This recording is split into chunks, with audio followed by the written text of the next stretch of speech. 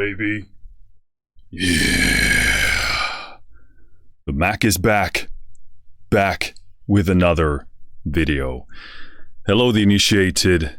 My name is Marcus Junikala, and today we're checking out actually a bunch of stuff by Newfangled Audio. In terms of what's in store for today, we have the Elevate Mastering Bundle, which we are gonna go through, but we also have Invigorate and EQuivocate. Well, actually, EQuivocate. I don't know what's happening with my pronunciation lately. As far as I understand, let's take myself to the Elevate Mastering Bundle. What's in here is you get Elevate, which is the mastering limiter. You get Saturate, which is the clipper. And now this is a bit not confusing because they are eventually explained when you go to the manuals for these products. But to my understanding, the clipping stage in Elevate is the same as Saturate. But Saturate is also sold individually. And when you get the Elevate bundle, the mastering bundle, you also get Saturate as an individual tool as well.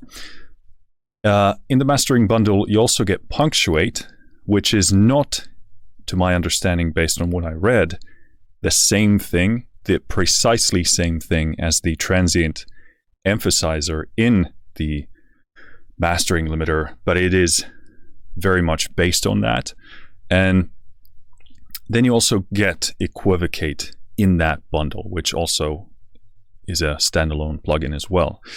And in addition to that, we also have Invigorate, and yeah, that's all of them. So just kind of laying this out there because this is going to define what we're going to look at today. So we're not going to look at Punctuate separately because if it is rather similar, at least, than the transient emphasizer in Elevate, then that's going to be our coverage for that. Saturate, again, is the clipper stage in Elevate. And we're going to look at EQuivocate on its own and also Invigorate.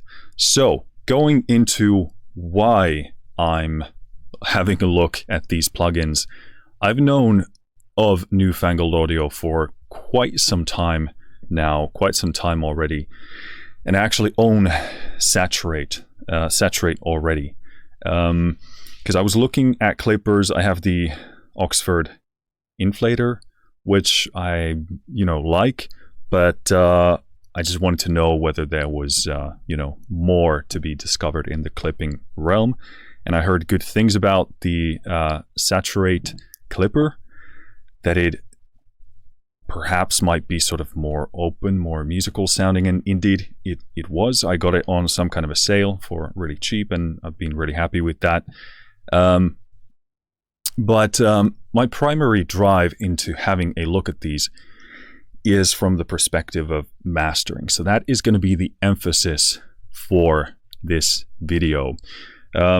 Also, I don't know if I'm going to do all of these in this one video or in separate videos because there's a lot to go through.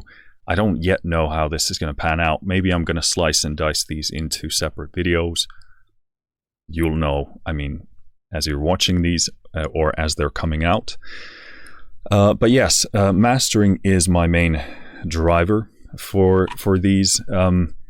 And primarily what drives my interest is Elevate. But obviously that bundle thingy, majingy, has a lot of stuff going in there. So yeah, as I'm kind of nearing kind of a midway point with this soundtrack that I'm working on, I wanted to explore some of the options, and I've heard really tremendous things about Elevate, and they seem to be in line with my own experience with their stuff so far. So I was curious to see whether this could add something to my palette. Right now, in terms of my mastering limiter, I am using, full transparency, a lot of the Sonable stuff. I'm using the Sonable limiter, which I really like.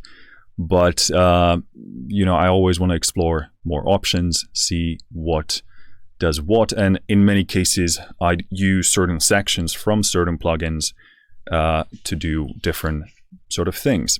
And also sometimes you do limiting in stages, a bit of this here and a bit of that there. So always good to be on the lookout for different tools, and all of them do different things. Even if they're slightly different things, they are still different qualities that they impart. So primarily looking at mastering here, but having said that, these obviously, just looking at these, they can be used in any phase of the mixing process as well. But just for context, you know that I'm primarily attacking this from the angle of mastering. Now, I have read all of the manuals for all of these plugins here, because just having a look at this or these tools, I wouldn't say they are overwhelming, but you're definitely looking at something sort of technically minded. Not to say that these look, super complex, because the layout, the design here is, very, very good. They are slightly sort of jagged looking, like they're very angular looking, and everything is sort of very crisp and sharp. So this can, I think that in part can make these seem more technical and intimidating than they actually are. But everything is actually super well laid out and sensibly done. And yeah, when I was looking at these, I knew that there was no way I was going to do these any justice if I didn't read the manuals. And I can happily say that the manuals for each and every one of these plugins are brilliantly done. They are truly, truly perhaps the best manuals I've ever read, because they don't seem to take anything for granted. They don't assume that a bunch of terminology, a bunch of jargon, a bunch of technical stuff when it comes to many of these terms. So they start out usually by explaining stuff and then building on top of that, and everything's broken down very sensibly and put into the right place. So fantastic work on the manual. They're actually very pleasant to read. It sounds weird, but they are. And actually also learned a bunch of stuff. So when you go into settings here on the right, you can see a bunch of stuff here, your installed version, and then there's a user guide section. You press show, and it opens up the manual. Let me just check whether, yeah, you can't see that, but it opens up a PDF. And again, you can study stuff from there. For this demo, we'll definitely be referencing these manuals as we go through. I went through all of these yesterday just to kind of prepare for this and to know what these roughly do. But yeah, I'll still be going back there just to kind of get my bearings and not, talk stuff that isn't correct. In terms of the setting, all of these come in 3 different forms. You have twin turbo, you have modern, which is the default, and you have newfangled. So yeah, I mean, just touching on the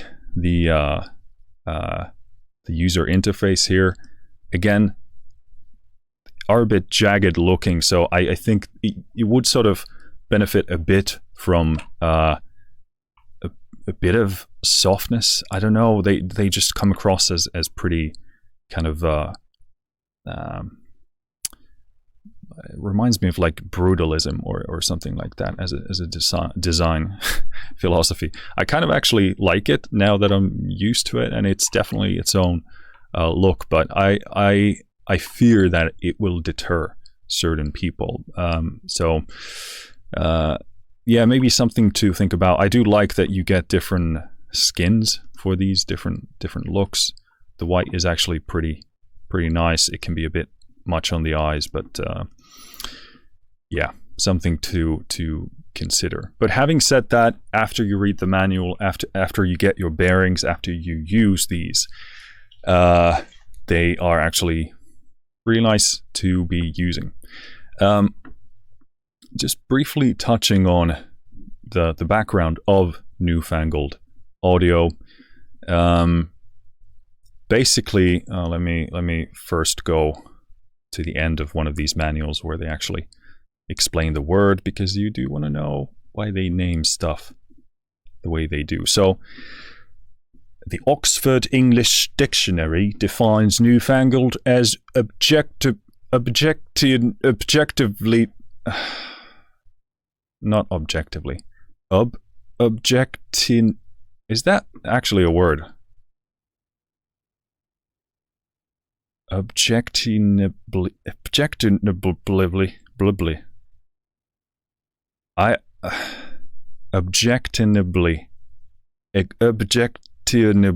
I can't pronounce that. I've never pronounced that before. It's not objectively, it's, I believe, with objection is what it means. Let me look this up.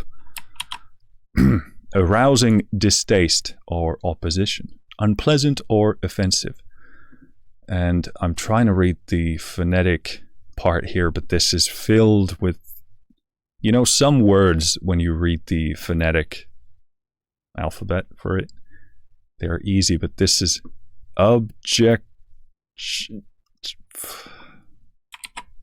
let's close the dictionary there. But yeah, I mean, that's the name. Yeah,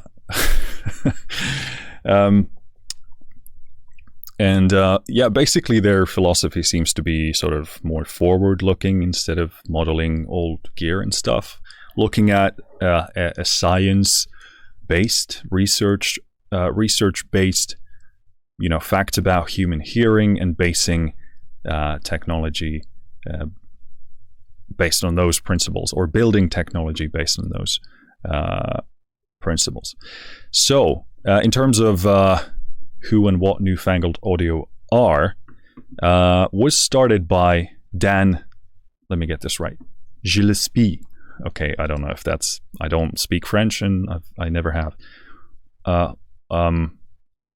Yeah, let's go with that. Dan Gillespie, or in American, Gillespie.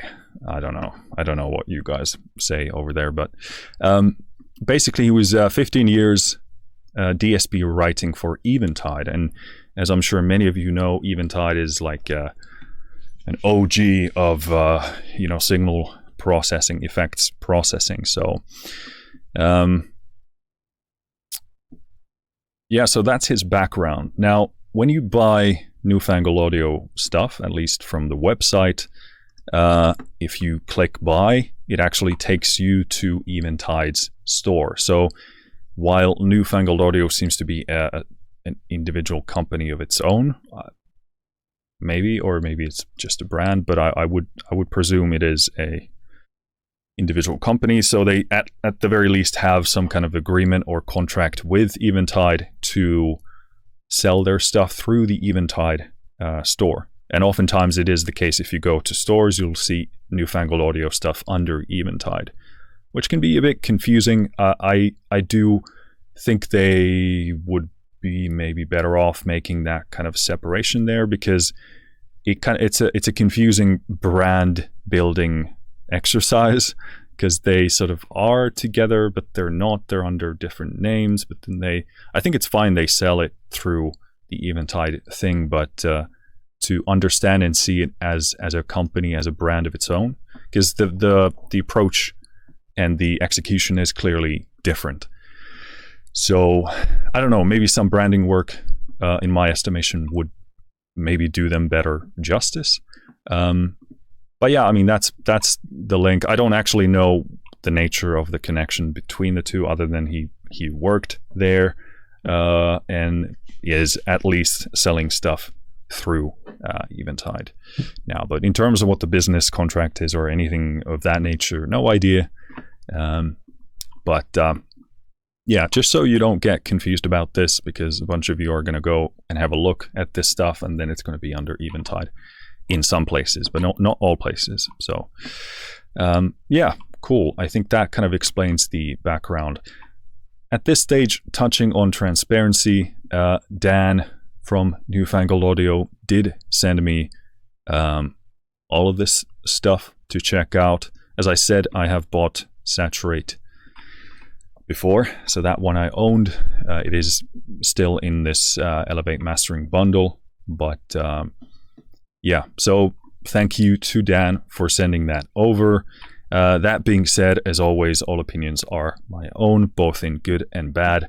Haven't been asked to say anything one way or the other, nor would I ever do that. And this is not a sponsored video, so I'm not being paid to edit or film this or anything else. But yeah, thanks to Dan for sending that over. Okay, I think we've sort of covered the basics here and some of the background here. I'm going to keep that manual open over there. And I think what we're going to start with is play the track that I'm going to be testing this stuff on. So, and yes, this is a semi-blind demo. Again, I've read all the manuals, I've had a look at the interface, and so I have a basic idea of what I'm looking at here. I already know that this won't be like the best, most comprehensive technical demonstration of these tools, because at least when it comes to EQuivocate, which is the EQ, because I tested a bit of that yesterday, and I love the concept, but I know that it's going to demand more mixing work from my part to make sense as a mastering tool in my chain. So the conditions for this are not ideal. They're as good as I can make them right now, but I will say this will be more like a first impressions exploration of these tools and get my initial ideas right. And a big factor in this would be to actually test it on a finalized mix. And right now, I don't have anything appropriate for that I'd be happy with. That being said, this angle does give us different sort of insights, and it's still, regardless, pretty good to see how these work. Now, that being said, this isn't mixed. The music, so this track is from the soundtrack that I'm working on for the video game Breachway.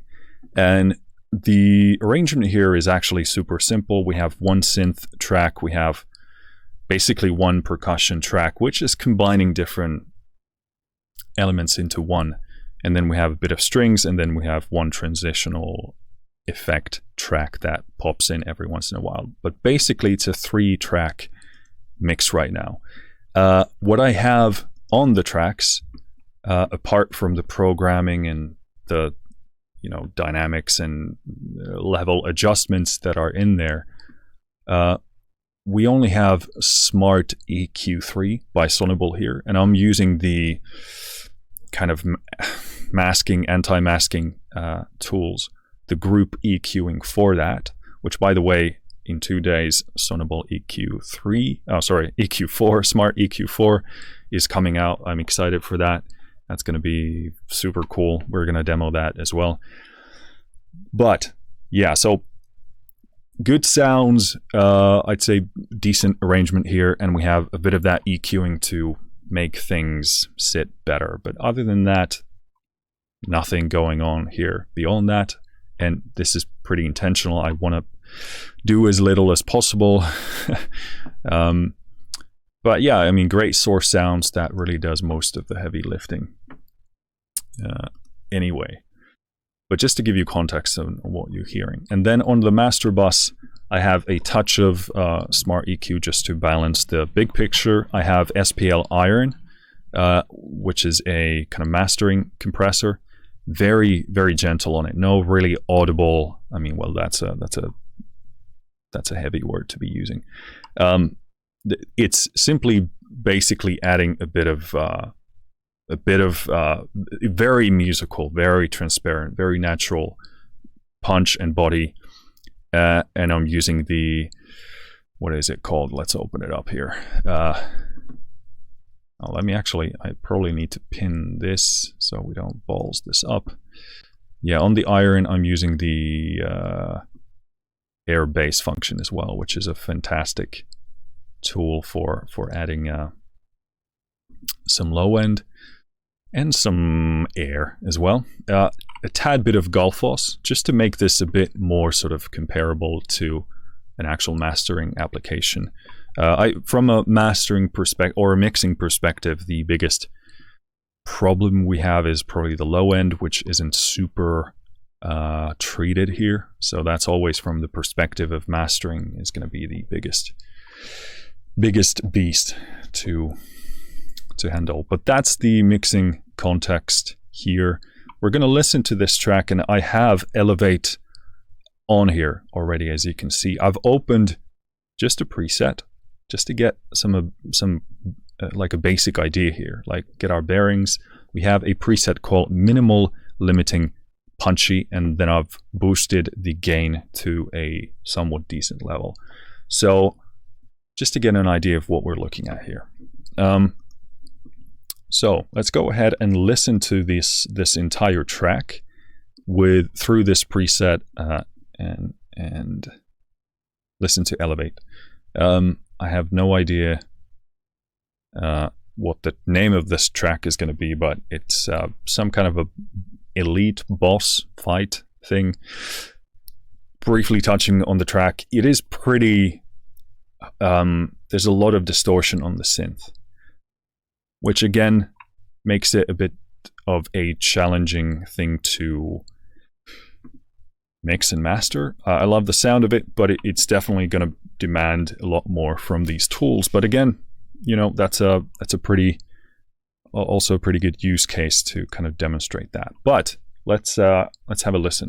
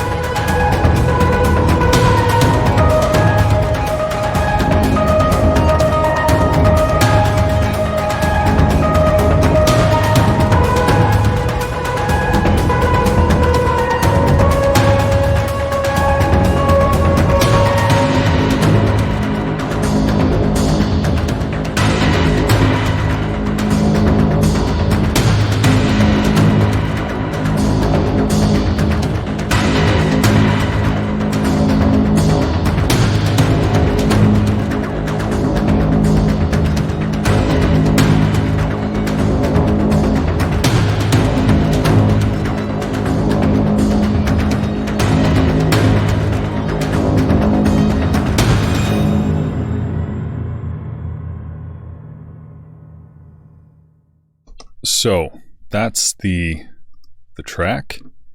I'm gonna go ahead and we've got match level here on, and again, in terms of the user interface here, I would add actually some kind of a on-off indication here. Obviously, we have this dot, and from my DAW, I can see that this is off, which makes sense because now the dot isn't there. I'm not saying this is without logic, but this could be, I can see how this could be confusing to interpret. So I would at least have maybe some kind of coloration here, green, red, or just green. I don't know. Yeah, from my DAW, I can interpret this, you know, from a automation reader, basically what it says, but that could be useful. So we have match level on, and I'm gonna turn this off here. Turn activate off. So I'm gonna replay the kind of the actionable loud section of this track again without this preset on, just to listen to the difference. And I'm gonna actually cycle this on and off. And again, this is not a very high technical test because we've simply opened a preset, but just to give myself an idea of what's happening here.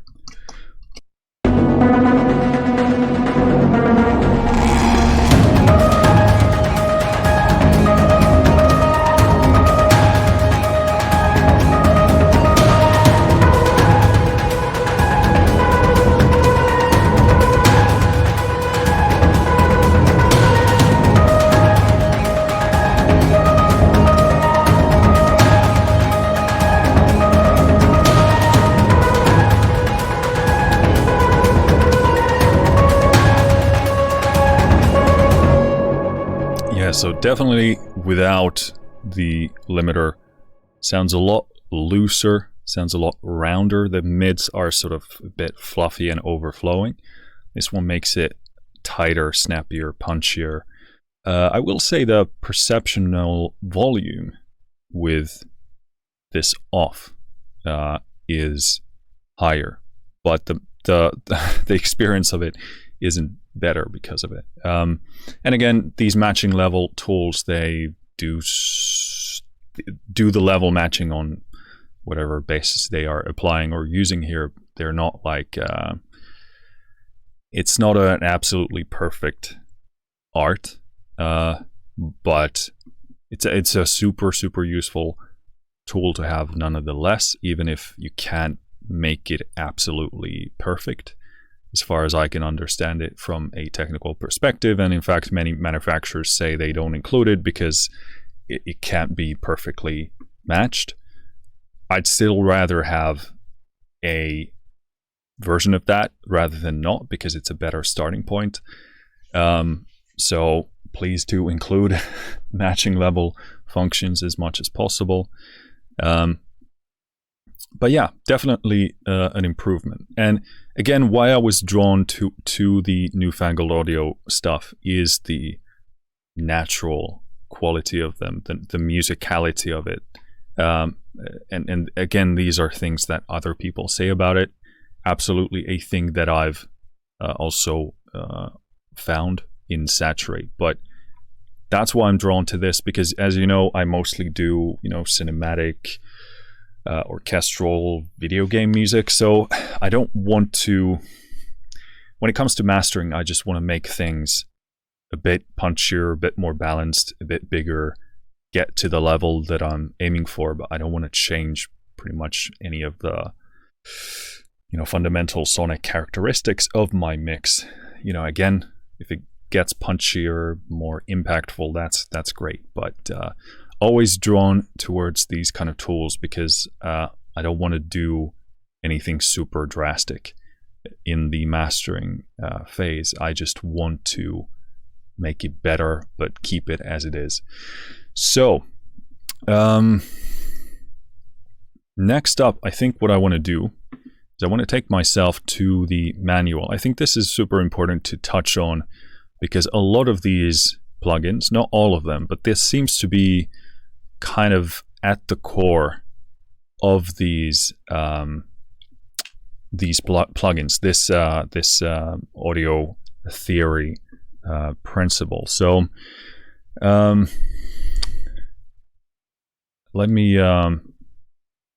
let's just start with the opening chapter of the manual.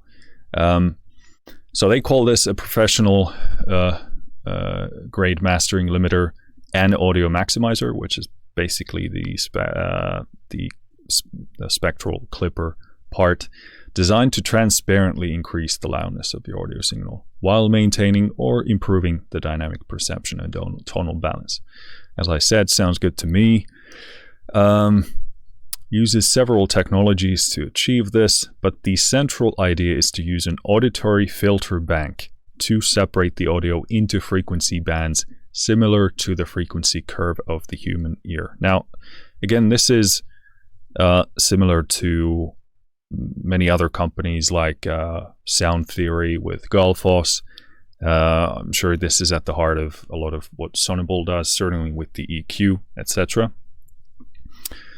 And I think this, I don't know if this is the same thing as the Fletcher-Munson curves, because they don't use that term here, but I'd imagine it's either the same or very similar.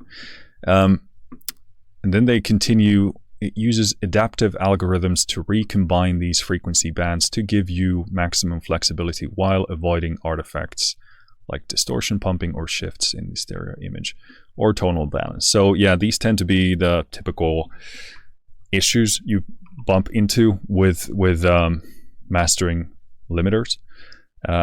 Again, a lot of these things can be made certainly less audible with good mixing, but when it comes to sort of the fidelity side and kind of the, when you use these terms in a more technical sense rather than an auditory one, they become, let's say companies tend to use these words from that perspective. But certainly, whatever the case is, I'm sure this I mean, these are like reoccurring issues. So let me try and find the words, the right words that they're using to describe these filters.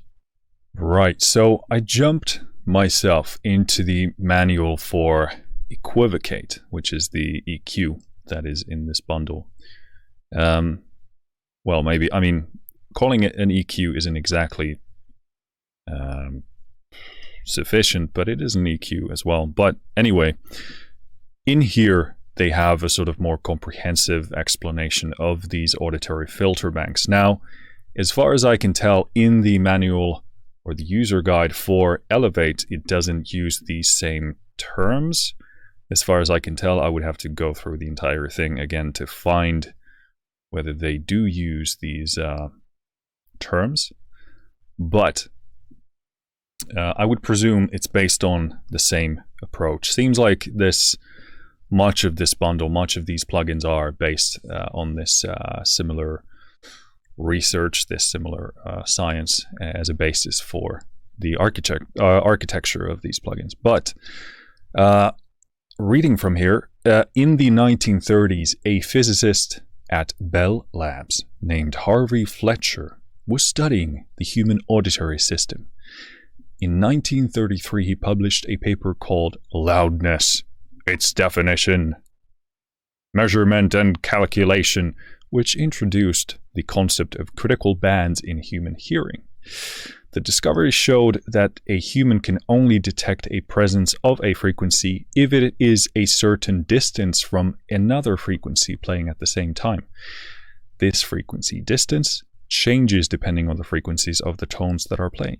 But generally, this and other research has found that we can divide the human auditory range into 26 critical bands between 0 Hz and 20 kHz, which, as you know, is roughly the range of the human hearing. And with each critical band, a human can really only make out one sound at a time. Because the critical band corresponds to action of the basilar membrane in the human ear, it is referred to as an auditory filter. And the set of all 26 critical bands is referred to as an auditory filter bank. Then there's something called the MEL scale, which defines a particular arrangement of auditory frequency bands such that each band sounds equally spaced from all others. The idea is that by breaking up a sound using a MEL-spaced filter bank, the division of that sound will sound equal to a human listener. So that's something that they incorporate here. At least in EQuivocate, I believe you can also choose another scale if you want. But I would probably broadly recommend sticking to that unless you get pretty technical about stuff. Auditory scientists and engineers now use the MEL scale in hearing research and in speech recognition research. You might not know it, but the MEL scale is probably being used behind the scenes in various gadgets and equipment you already use. Oh my god, it's a conspiracy. It's often used anytime the signal processing could benefit from working in the same way as the human ear. We thought, if this scale matches what a human hears so well, why aren't we using it in an EQ? So we created EQuivocate Auditory Paragraphic EQ. So now you know that basic principle. Again, in Elevate, they talk about this in a sort of looser way. Again, they use this auditory filter bank to separate the audio into frequency bands, similar to the frequency curve of the human ear. Again, they don't describe things in as much of detail, but I would presume this is the same tech behind the approach. Now, let's go through, this is a very long intro, but I think this is all, first of all, necessary to understand how these are designed. It's going to be super useful, and you learn shit, which is important and very fun and enjoyable if you're into audio theory or engineering at all. And again, I love how this is, I know about Fletcher-Munson curves, which is not the same thing, because it's like, how loud do we perceive certain sounds at certain frequencies, and how loud do they need to be for us to perceive them to be at an equal level? So this is different. We're talking about the same kind of general theme, but a different aspect. And I actually didn't at least remember this. I'm pretty sure I had to read that stuff at university, but haven't done that ever since. So let's look at the Elevate interface here. Again, the manual is so good because it goes through every single one of these sections here, one by one. Very I can't speak. In a methodological fashion, I can't speak. Very sensibly and well.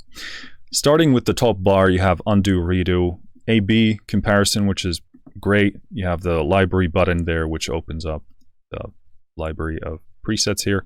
And then you have the preset selector here, which opens up in this kind of a more folder type thing. You have all, you have favorite, you have filtered, where you can, filter based on different tags, which are found here as well.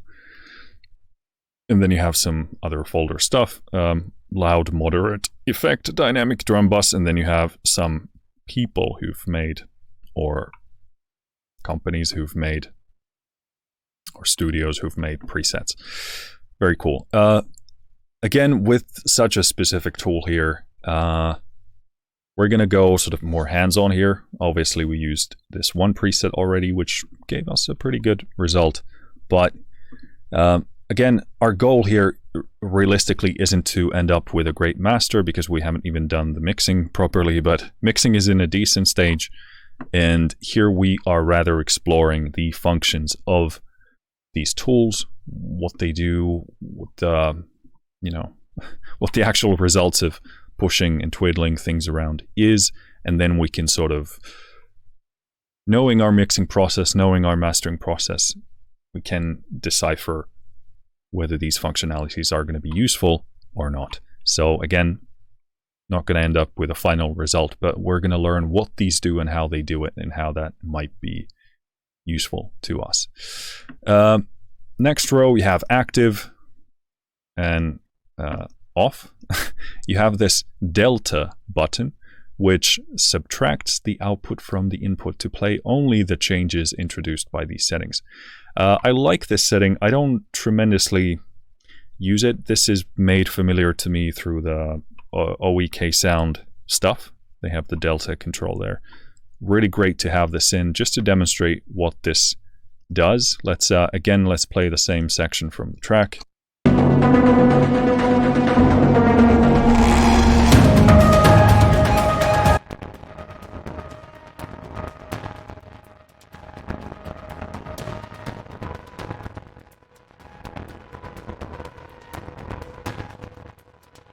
So that's the difference between the two.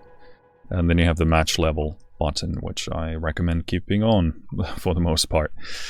On the left, input and a metering. Then you have output and metering. And here you have basically, the usual suspects in terms of what you want to be looking at here. In the middle, input output. So this is basically monitoring and drawing those parameters.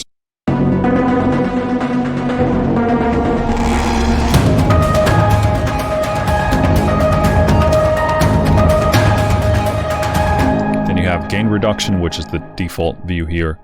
And then you also have this filter bank view, which is actually pretty interesting. So again, here we can see each and every single one of these. 1, 2, 3, 4, 5, 6, 7, 8, 9, 10, 12, 14, 16, 18, 20, 22,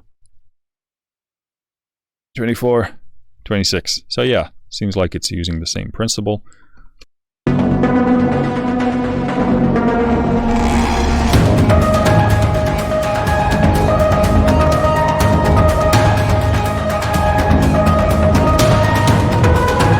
So yeah, not surprisingly, in that sort of 100 to 200 range, there's a lot more happening. Like I said, like getting the low end right is pretty important. I really like this because this is actually informational and also tells you about what's happening in your mix. And if you are aiming to use this filter bank approach to make your mixes better, you can actually see what it has to chew on and where. Cool, very nice, liking that. In this main section where we're actually tweaking stuff, you have a main parameters page, and then you have a individual sub-modules pages here as well. So this is an interesting approach, and I actually like this because this kind of gives you two layers here. Main parameters, you can keep this open and do everything you want to do or need to do here. But if you want to dive in, you can go into the filter bank page. And again, here we have the MEL scale set, which for most of us are probably going to stay there. And then you have custom spacing. So like this would be pretty, let's say, advanced level customization if you want to jump in here and do your own scale here. But yeah, you can if you want. And here we can see the frequencies that the MEL scale is set to. And again, it's equal spacing among all of these. And again, here you can change the band number. You can go with less if you want. And if I remember correctly, if you make this band less, then it's just going to be like a typical limiter. It's going to chew on everything with the same settings, if I remember this correctly. Sorry if I balls this up, but there's a lot of stuff to remember here. But yeah, so I would recommend using all of the bands if at all possible. The less you use, the less taxing it's going to be on your system. So that's one reason to consider. But pretty much if you're using this You want to probably use all the horsepower you want to get stuff done. In the next section, we have limiter/EQ. So gain parameters for the individual bands, the bands we just had a look at, and here is where you can change those individually if you so wish. You can draw a curve, you can reset gain. This is definitely more, tangible, easier to grasp. If you know what the problem areas are, you can jump in here and tweak stuff. Transient section. So this is transient emphasis per band. Same thing. If you know it's too much in a certain area, you can go in there and pull that down or pull it up if it's not enough. And then we have the clipper page for the clipper, where we have the drive and clipper shape control. And this is a very simple, it only has 2 controls. Very simple approach, but seems to be what you need for the most part. But sticking to the main page, which is, we're not going to dive into the sub modules here because it's going to get so nitty gritty. But again,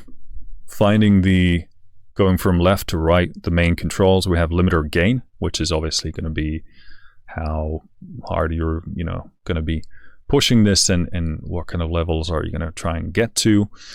Speed, pretty self-explanatory. You got fast, you got slow, and then you control your ceiling here. And again, this is obviously in the digital realm going to be a very central control for many of us. But yeah, so you can stay away from the ceiling, hitting the ceiling of the master.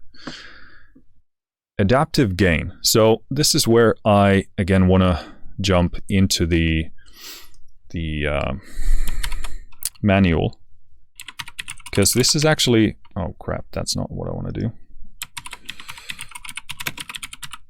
What the heck? Why is it not? Okay, so this doesn't use Command F. Adaptive gain. Cool. So again, okay, so here is where we can turn this into a single band limiter if we want. So if you deactivate the adaptive parameters and per band parameters, then it just becomes a single band. So adaptive gain allows the algorithm to adapt the gain applied to each frequency band individually, allowing more gain reduction to be applied to the loudest bands if the signal is near the limit. Note that similar to a multiband limiter, this has the potential to affect the tonal balance of your mix if used too heavily. So naturally, if it is attacking different frequencies with a heavier or a lesser hand, that's obviously going to affect the frequency balance. So it does have that kind of effect. Well, every single compressor is going to do that as well to some degree, but this is going to be doing that in a different, more specific way. Now, if you do things right, this is obviously a desirable thing because you want to make the mix nicer to listen to and more impactful to the human ear. So that's not a negative thing. The speed parameter is the combined attack and release time of the limiter. Moving the slider up speeds up the dynamics of the limiter and allows higher output levels, but also introduces the possibility of distortion. Perception of distortion, and therefore the best setting is highly program dependent, so pick the best setting for your mix. Yeah, so that's a pretty typical thing. And then looking at the adaptive speed, adapts the attack, release, and look ahead parameters for each filter band and greatly reduces pumping and breathing artifacts as well as perceived distortion. So really important control there. Looking at the transient emphasis section here, And again, this is really important to go through this. Obviously, you can read the manual yourself. You can skip this whole section. But I want to kind of refresh this for myself so that I know what we're looking at. Look-ahead style mastering limiters have a tendency to squash transients and reduce the dynamic impact of music. Elevate alleviates this problem by re-emphasizing these transients and driving them into a clipper stage, which is the next one there. The main parameters page shows transient emphasis and adaptive transient controls. Transient emphasis allows you to compensate for the squashing effect by allowing fast transients through the limiter or even emphasizing them for a more explosive sound. To the left of transient emphasis is a button which allows you to deactivate this part of the algorithm. And adaptive transient parameter allows the transient emphasis engine to be adapted to each filter band individually. So yeah, again, same thing as the adaptive speed, same principle. Setting in between 0 and 100, make sure that adjacent bands are similarly emphasized, but that distant bands are not. That's really interesting. This allows transients from kick drums, snares, and cymbals to maintain their impact while not affecting the entire mix or each other. That's super cool. I did slightly touch this section yesterday, and I was super impressed just by hearing something that it was doing.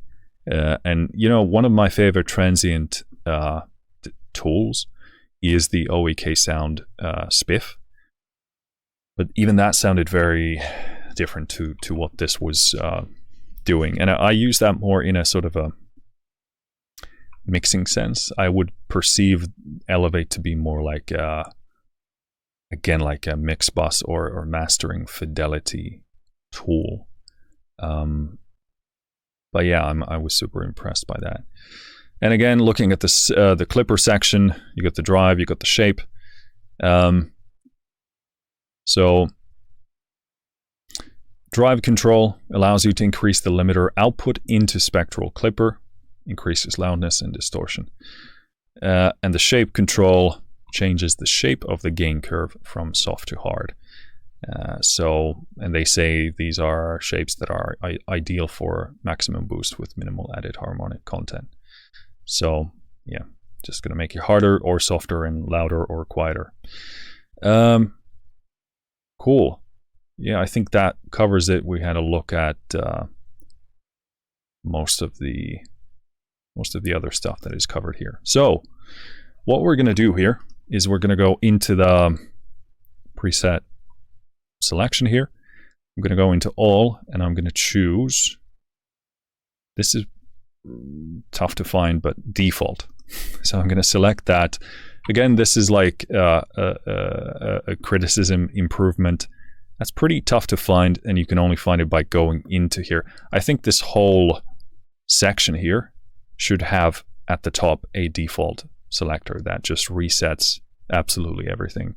Not that I mean, you can't really reset absolutely everything in the sense that there is no correct setting, like default setting for a lot of these parameters, but I would love to have a default button here, just at the very top to reset things, so that I don't have to go into all, and then if I go through this alphabetically, I don't actually find it because it shows the favorites first, which is, you know, a pretty,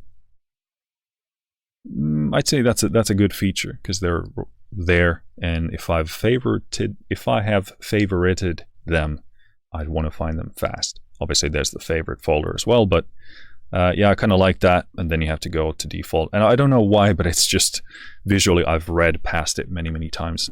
Tough to find. So I would love to see that in a future update.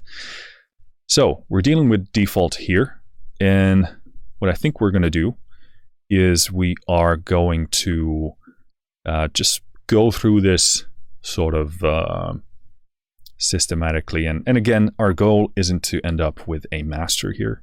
Our goal is to explore the different functions, different sounds, and just share my thoughts and experiences with that. But we're going to probably go through this loudest section of this track. And again, this is a pretty tough track because it does have that very distorted driven synth, which kind of creates certain mushy qualities for the mix, which is obviously stylistic, but also tougher for these processing units to deal with. But let's start going. We'll start with the limiter section. We'll get some kind of a decent gain going first. Let me just check. Yep. All right. Gain going, and then we'll tweak the speed. I'll keep the ceiling for this at this level. You know, sometimes if you're going for certain specific platforms, then you should probably you should definitely adjust the ceiling to match the goal that you have for that. For example, -1 dB seems to be something very recommended for, I believe, Spotify or something like that. But cool. So let's start playing around.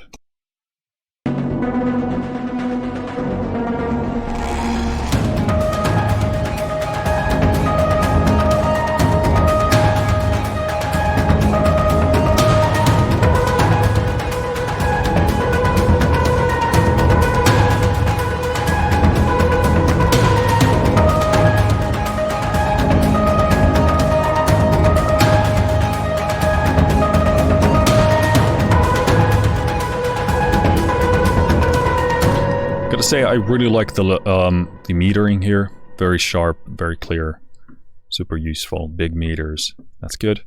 Setting the gain around 6.5 here seems kind of a good compromise here.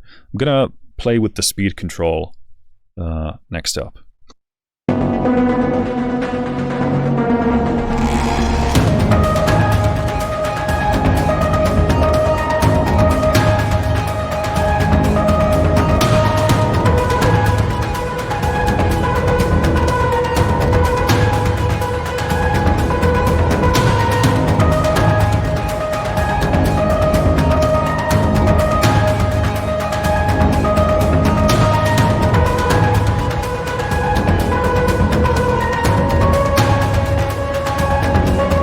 Definitely very subtle at this stage in terms of probably because of the overall thing that we've got going here, or we don't have going, but it definitely goes from like a sharper edged from a sort of more rounded reserve speed there. I just want to have a look at this this control again, read what it's there we go. So combined attack and release times. So that's pretty interesting. Slider up speeds out the dynamics of the limiter. Higher output levels introduces the possibility of distortion. Perception distortion there. So it's an interesting approach that it's a combined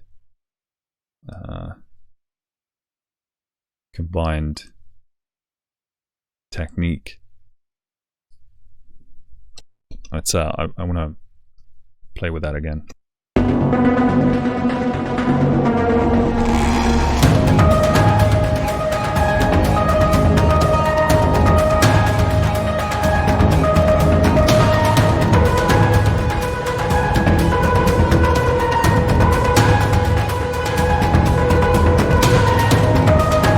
Definitely pulls back and gives this kind of rounder quality there. Obviously with again, this depends on the music you're dealing with, but here this is pretty fast paced driving track, so I'd err to a faster approach than general. But when you're dealing with a mastering limiter, I would prefer to have it musically respond to the material. So that usually tends to be like a more slower moving behavior from the limiter's part, because it would remove these very abrupt senses of pumping and moving. That kind of a jagged to what's the word that I'm looking for? Kind of a turmoil-ish sound. So you want to find a place where it actually responds to the music in a nice push and pull fashion. Obviously, the effects of this in terms of a limiter are going to be far more subtle and more difficult to hear compared to a compressor, like a mastering, master bus compressor. But still, the basic principle is going to be similar. But yeah, it does. I suspect that as we tweak more of this, we're going to turn back to the speed control and hear the effects of it a bit better.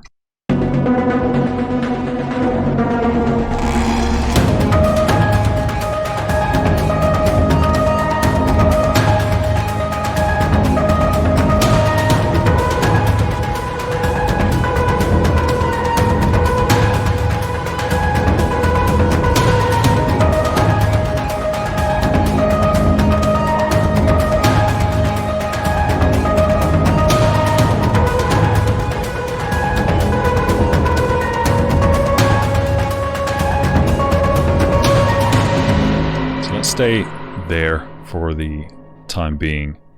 Again, looking at adaptive gain,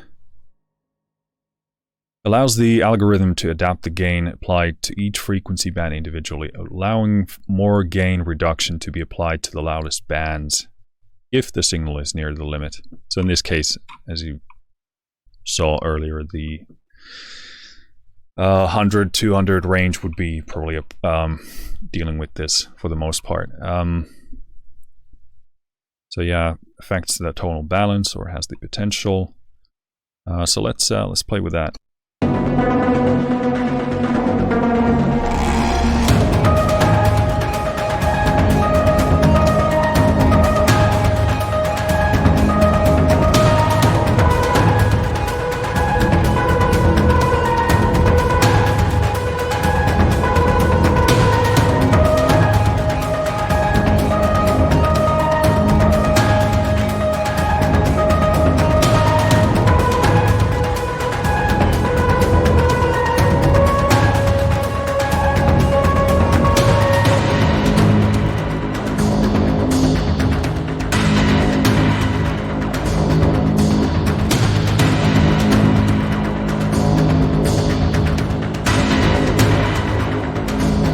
That makes a very clear difference. I mean, we're still talking about mastering, so it's the range of change that we're talking about here is obviously far smaller than in a mixing context, but big difference. Really opens up that in a different way.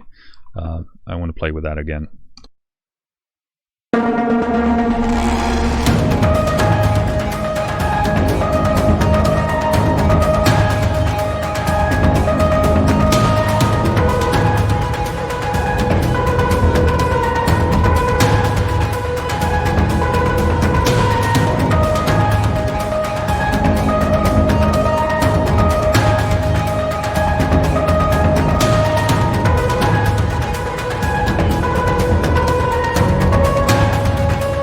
A very distinct difference in terms of the presence and sharpness, and it also improves it pushes aside some of the frequencies that I would consider to be sort of too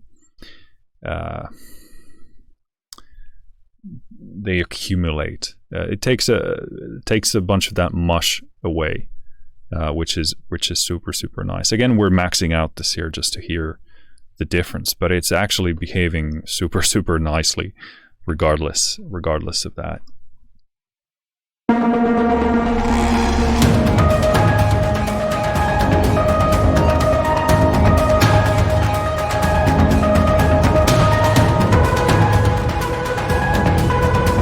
Yeah, it's like we get like a curtain on top, and we lose a lot of that punchiness, a lot of that resolution there.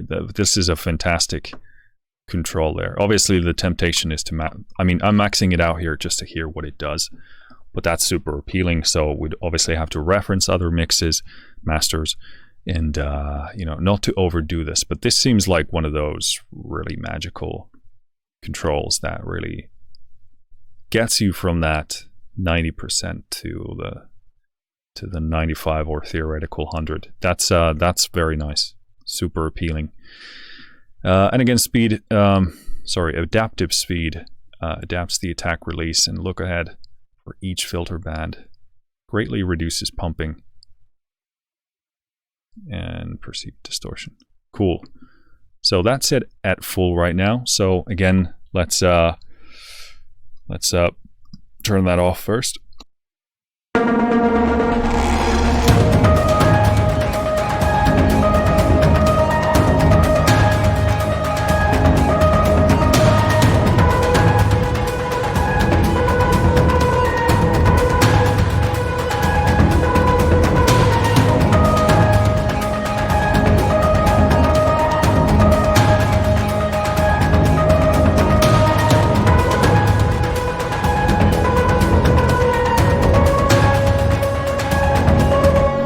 Go ahead and again make this more extreme. Yeah,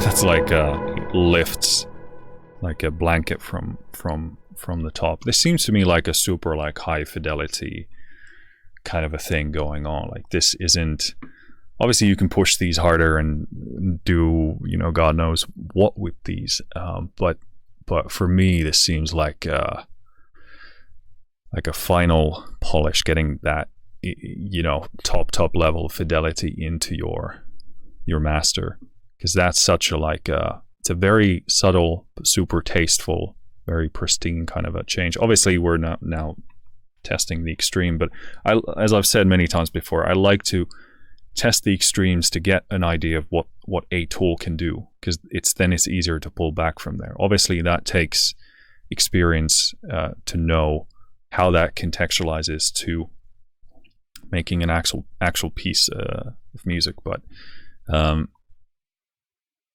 yeah, because you can always pull back from there, and just to hear the qualities of what a processor does. But let me adjust these speeds a bit.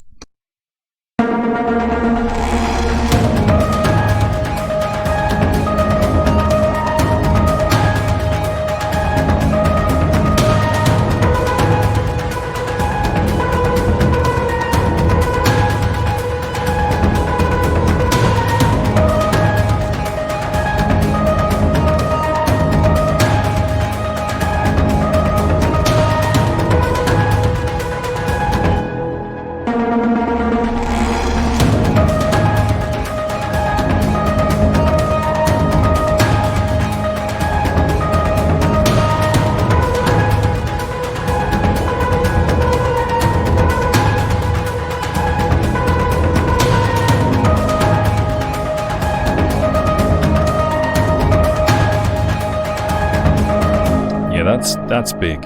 I mean, again, you have to be listening to this on a decent system and be familiar with mastering to some degree. But super impressed by that, and I like how this really. Obviously, we are getting extreme with the controls here for the gain, the adaptive gain and adaptive speed, but sounds really good. You're not like overdoing anything. This is like a super high fidelity, we're talking about as I would see this to being really the last level of bringing punch and clarity and fidelity, and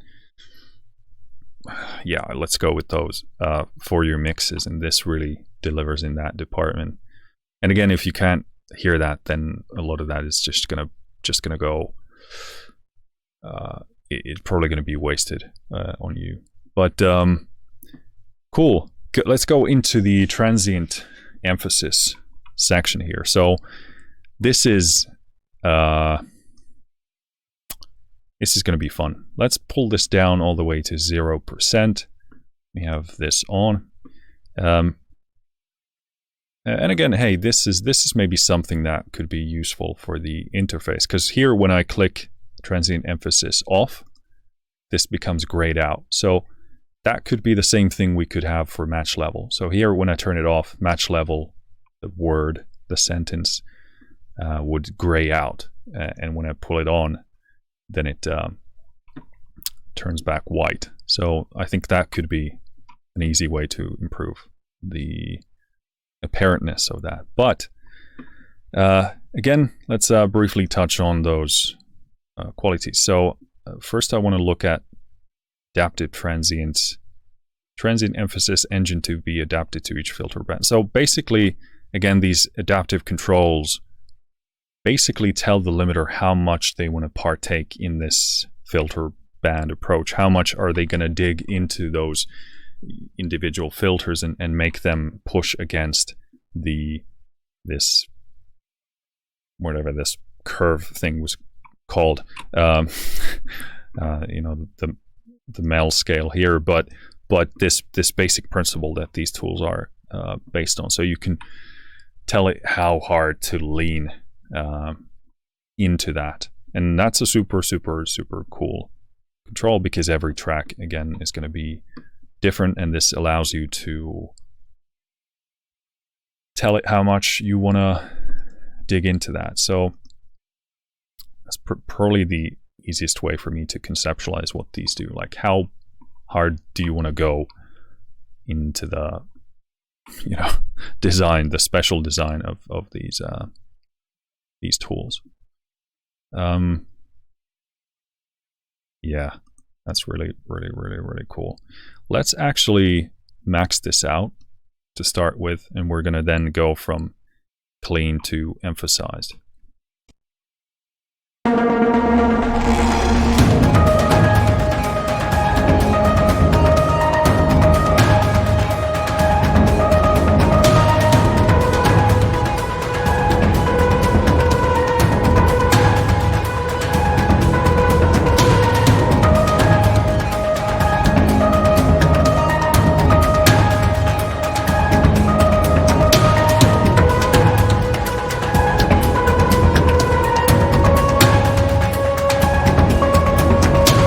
Obviously over the top, but again, we're trying to demonstrate what it does through these extremes. You can hear what it does. It's kind of like splishy, sploshy. It's almost like we have the delta on there to hear the artifacts that it's imparting there. But it has a very interesting, unique sound, because even when we push this hard, it's obviously too much, but you can hear that the general characteristic of it is quite gentle. It's quite musical. Like, because with other transient tools, pushing it to the max would be far more drastic than this is. Obviously this is too much for sure, but you can hear what it's trying to do to the music. Now you're pushing it too far, but it's sort of like kind of tingly massaging it. That's super nice. So let's go again from 100. Let's pull back to a level that I think is somewhat decent.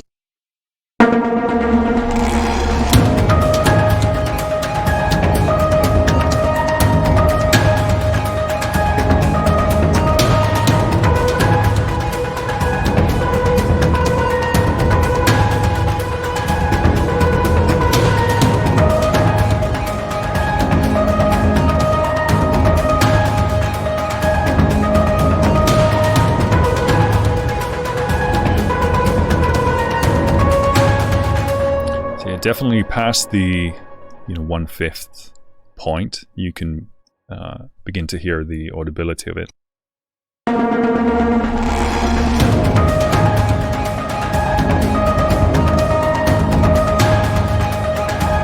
That's where I can hear that it's beginning to partake in this and beautifully accentuates the transient characteristics. Again, super pleasant, super sort of puffy sounding. And yeah, that's very nice. Let's see how far I would push that in a kind of a more apparent way.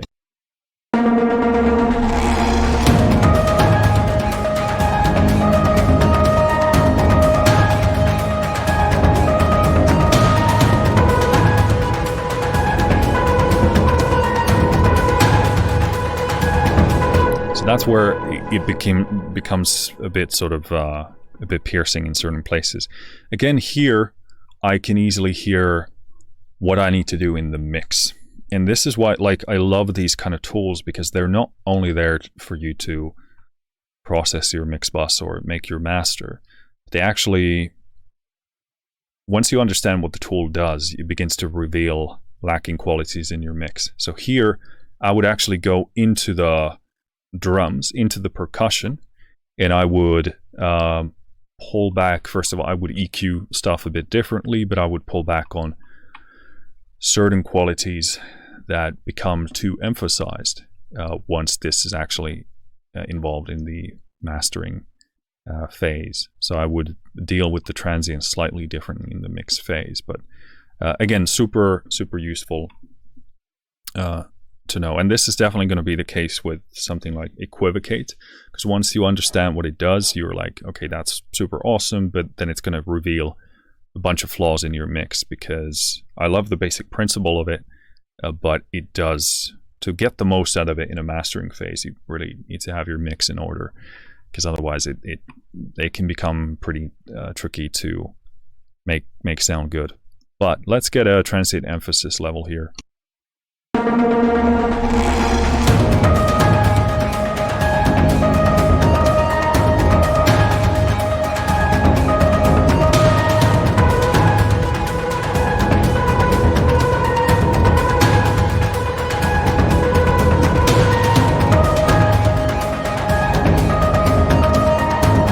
Keep it around 30. Well, actually, let's do the 25 that I roughly there. Again, just a bit of that presence and sparkle, and this is going to be such a good tool when you get your mix right. Put this on in your mastering phase. Get that final bit of polish and presence. I really like this module. It's super unique sounding. I like how it's the range, the scale of using it is very broad. Like, this isn't a super extreme tool, and it's not intended to be if it's like a mastering tool anyway.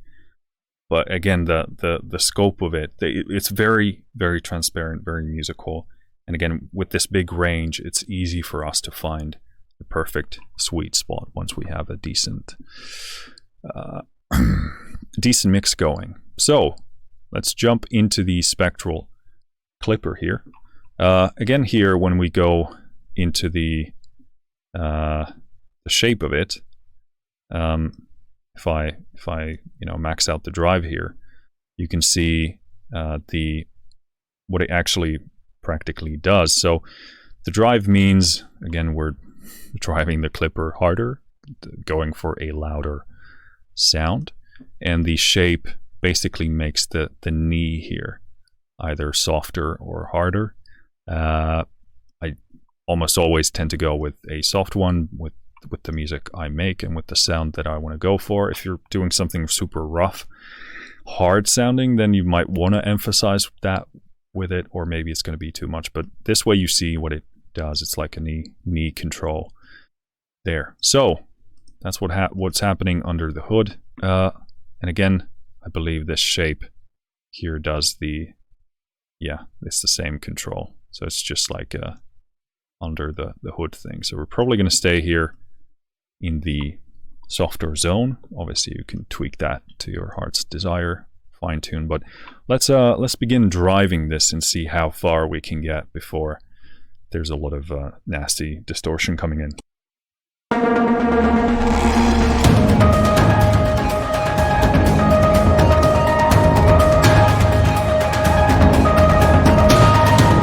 So at this point I can hear a clear loudness increase, and I also say improvement. Gets a lot punchier and denser. So again, 1.6 dB here, but let's push again. Let's see how far we can go.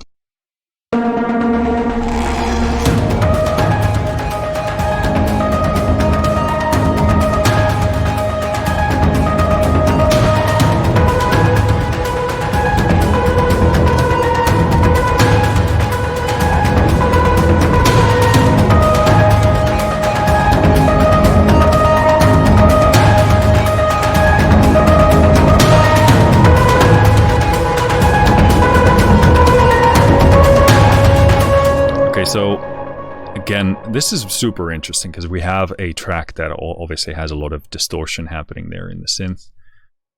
We can push, this is the point where you begin to hear kind of tearing, audible distortion of that type, but you can push this super hard before you can begin to hear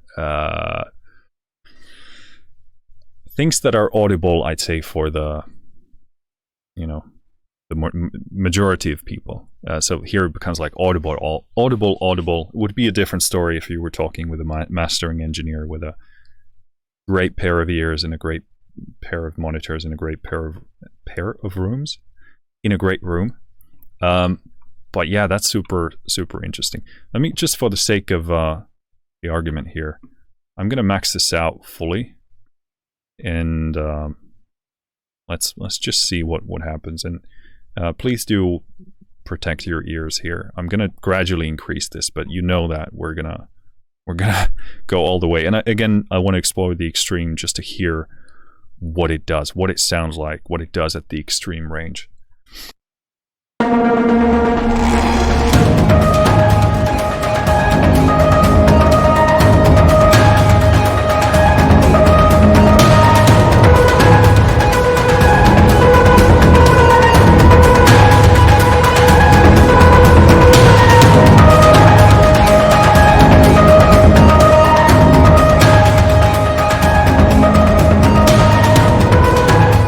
So I have to say that the sound it imparts, the nature of the distortion that I'm hearing there is rather pleasant. Obviously that's way too much, but just really honing in on the quality, the type of the distortion that happens there at that very extreme 12 dB range is super pleasant sounding. The quality of it is, that's a nice nice distortion. You could even argue that it could be because we use a lot of these different devices like tape and transistors and tubes to impart certain qualities there, but this sounds very very pleasant to me in its core quality. Obviously I would never do that in a master, but a lot of the time when you push many of these tools at the extreme range, the sound of it is innately harsh and nasty. And obviously this is too much, but you can still hear that it has this sort of pleasant softness and how would I describe it? Like a bubblier sizzle quality. So yeah, obviously I'm familiar with the Clipper here, but I will say that this comes alive very differently in this Elevate package, and I would probably not. I won't use the saturate on its own separately anymore, because it makes a lot more sense with this setup, and it sounds, I'm getting far better results this way with this whole chain in here, instead of just having it on its own there. And I suspect it's because the stuff that I've had in the chain doesn't deploy this same filter bank, frequency based approach. So definitely based on this, highly, if you're using the Clipper and the saturate, then to me, even with this very basic testing here, plays a lot better and a lot nicer with this whole chain. So yeah, but let's push the level to a somewhat decent place.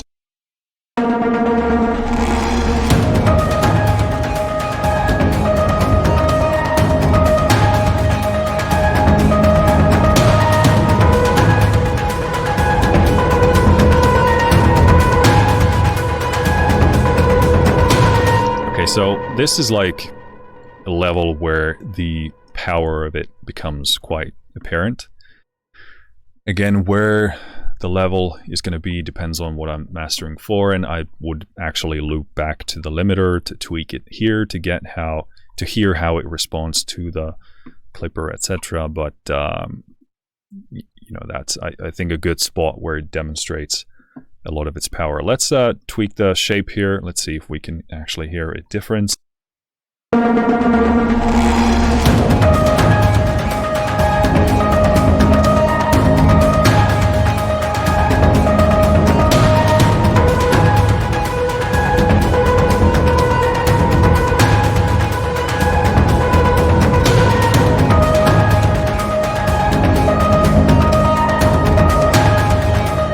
Very apparent difference. Again, here it sucks a lot of the life and the movement out of here, so I would again go with the softer one, but that's a good control to have there because it does give you so much more to play with. I love how also the clipper is playing with the transient emphasis here, so this seems like a very pleasant change, very musical sounding, and also super apparent what is happening.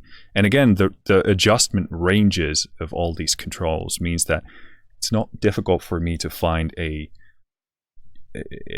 perfect sweet spot for a lot of these, because I can be, you know, not heavy-handed, but with, you know, significant heft, I can adjust the controls and actually find like a perfect place here. I don't need to be, you know, scared with the mouse and you know, it's very easy to find the sound that you want to go for, let's put it that way.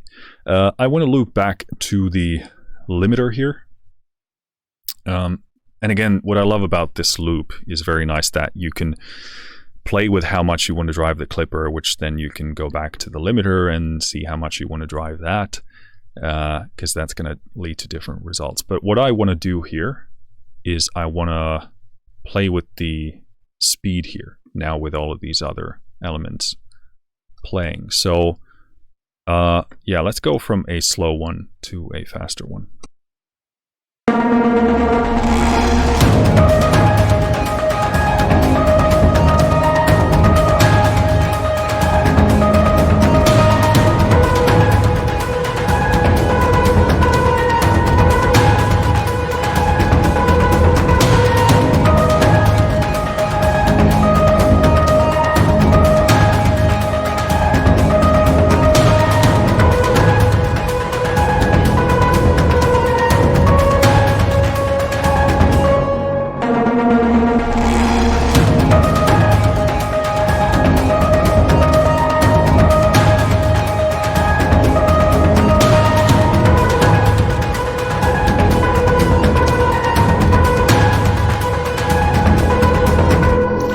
Again, this is probably going to be the most... Depends on your experience. I mean, some people don't hear anything, but it does affect the general, I'd say the edge of the harshness of it quite a bit. So, yeah, probably best to go from slow to fast, and then you can assess the edge of the kind of how bitey you want it to be. Cool.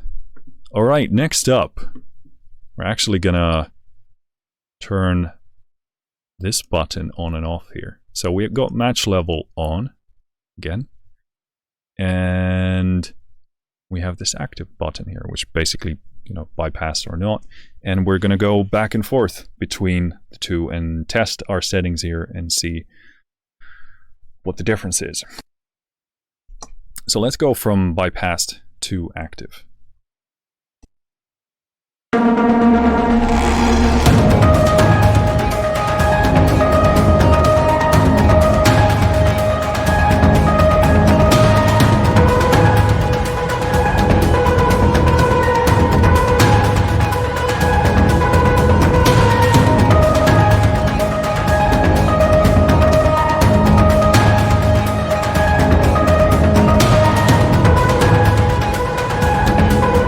that's far tighter, far more defined.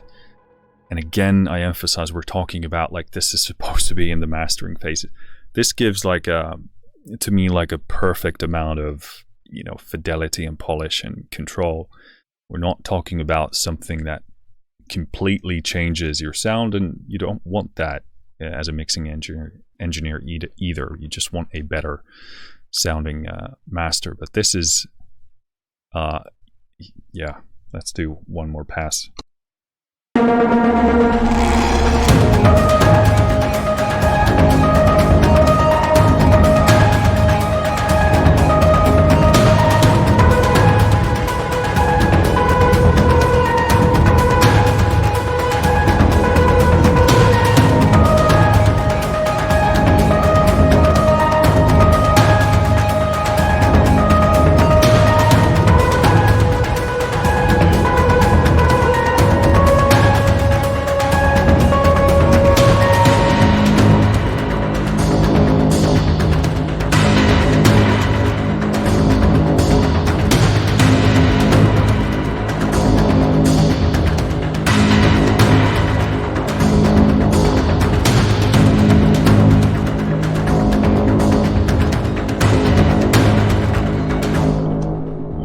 The way it kind of tucks certain things in there, the middle and the mids become far more defined, focused, tighter.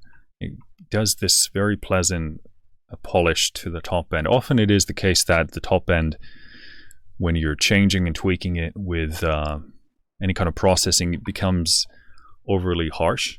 And I can hear that this is like a very, very subtle tool, like high precision, high fidelity. And it will, but obviously it's going to be too much if the general brightness, harshness balance of your mix is going to be off anyway. But yeah, very, very big fan of this. Let's play in an earlier section here, and again here in the very last phase of that track, I would automate these qualities. Obviously we've been tweaking these based on this one specific section. So I would change the settings for a different section of that track. But let's listen a bit earlier here.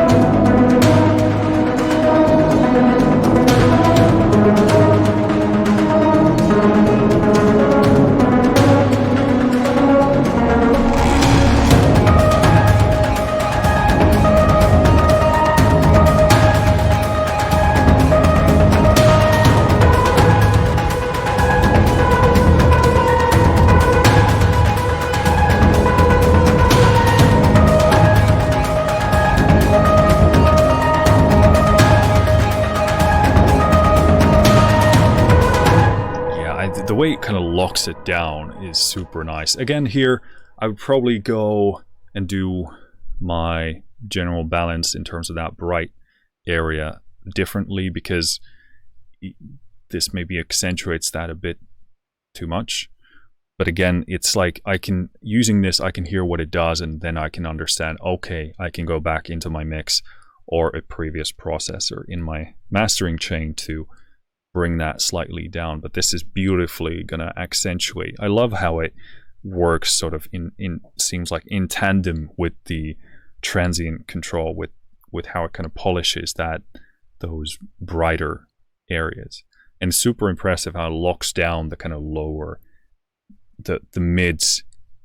Yeah, I'd say the mids in general, sort of in the middle there. It's super nice. Very, very, very, very, very, very pleasant. Please don't make a clip of that. It sounded super weird.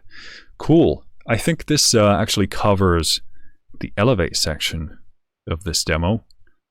But yeah, this is super cool.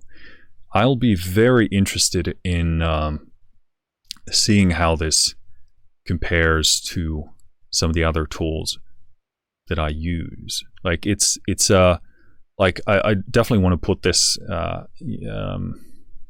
head to head with the Sonable limiter. Obviously very different design, very different style. And I'm super impressed by how this is a very, again, like a high fidelity, high finesse tool, but it's super easy to use. And again, the spectrum of the changes are very, like the big spectrum of it, the whole scope of it is like a very fine-tuning tool.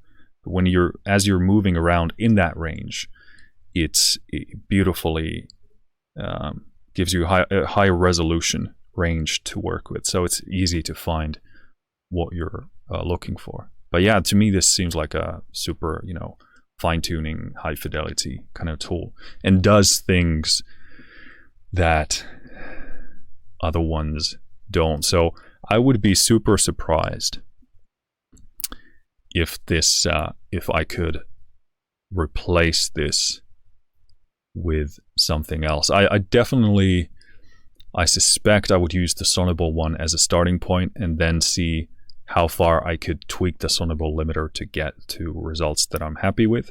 Then I would bring this in and do like a comparison limiting with this and see what the difference is. And maybe I'd pick something from the Sonable, maybe I'd pick something from here, but this goes very well together with my philosophy for the entire chain of audio production, but mixing and mastering certainly, because it is such a like a finalization type of a thing for me, and I can clearly hear what it does. I can very fast get to extremely pristine results. So I would be and what I love about this, I can clearly understand what these elements do, so it's very easy to actually apply in a mastering context. And I would be very surprised to see that I could get those same results out of something else, because I love this chain. It's so clearly balanced with itself. Like it just the loop of this is super, super nice. And I clearly, this is gonna, I don't know, it seems like such a great finalization toolkit. Yeah, super, super nice. All right, next up, I think we're gonna do EQuivocate next, and then Invigorate after that. I'm gonna have a short break and jump right into those. All right, so same thing with EQuivocate. Fantastic user guide manual. We're going to open that up here. We're going to close the one for Elevate, not to confuse my tiny brain. So, what is it? At the core of EQuivocate is a relatively straightforward graphic EQ. Supports between 1 and 26 bands, as we touched on before. Distributed along the Mel scale from 0 to 20, 0 hertz to 20 kilohertz. And you can use it in a paragraphic way if you go in there and tweak the each of those bands individually. Linear phase triangular filters, and unlike the filters used in analog graphic EQs, these filters are very well behaved over the Mel space. And at 0, pass untouched. Audio passes untouched. All right, so going into EQuivocate, again, same thing here, going to the settings, user guide, show, opens up this fantastic manual. Yeah, as we touched on before, you can go in the timestamps on this auditory filter bank section where we talk about the Harvey Fletcher. So yeah, it is related to Fletcher Munson curves, I'm pretty sure. But again, this uses the same 26 band approach set in that Mel scale configuration. So At its core, EQuivocate is a relatively straightforward graphic EQ. You got, from 1 to 26 bands set in this male scale, as the other stuff is as well. Or you can use a custom one if you want to go crazy. But basically, they call it, the effect is very pleasant and neutral tone modification. It sounds very natural. So the way I'm probably going to be using this in the future is going to be like a master bus or mastering equalizing help tool, and potentially, depending on how screwed up my mix is, this can also be like a finalizer EQ thing for me. What is super appealing to me with this is the match EQ feature. So more than anything, I personally expect to be using this as like a learning tool, like a reference tool that's going to let me know how messed up my frequency balance is, and also a referencing tool. So basically, you can stream an input signal into the side chain of this plugin, and EQuivocate is going to listen to that, and then it can match the output of itself to match the side-chained input signal. So you can basically match the profile of your mix with what EQuivocate, to what the reference track is. So that's probably going to be the primary way in which I'm going to be personally using this to get an idea of how close I am to a reference mix that I'm maybe perhaps aiming for, or at the very least utilizing, and then use it to reveal mistakes or errors in my mix and master. So that's going to be my emphasis here, just straight up telling you that in terms of the appeal of this, of going at these bands individually and adjusting them, doesn't seem like a super fitting pairing with my workflow and my mentality of how I like to think about mixing. There's just so much to work with, and I would like to work with all of these bands because apparently they are there for a reason. But I will say that as I become more familiar with these tools and how they work, then with greater confidence I can understand what they're doing. And also what I aim to have a better understanding of later on as I use more and more of these is to look at how the filter banks are behaving, and then knowing how much I want to either increase or pull back any of these individual frequencies. And I really like how they the analyzer or the visual feedback here is fantastic. So as I listen to more and more music through these plugins, I begin to understand how much the filter bank aspect of this is reacting to the incoming signal, and then I can build a better understanding of what needs to be pulled back or pulled in more, which is really the basis of why you would be tweaking any of these things. But yeah, I mean,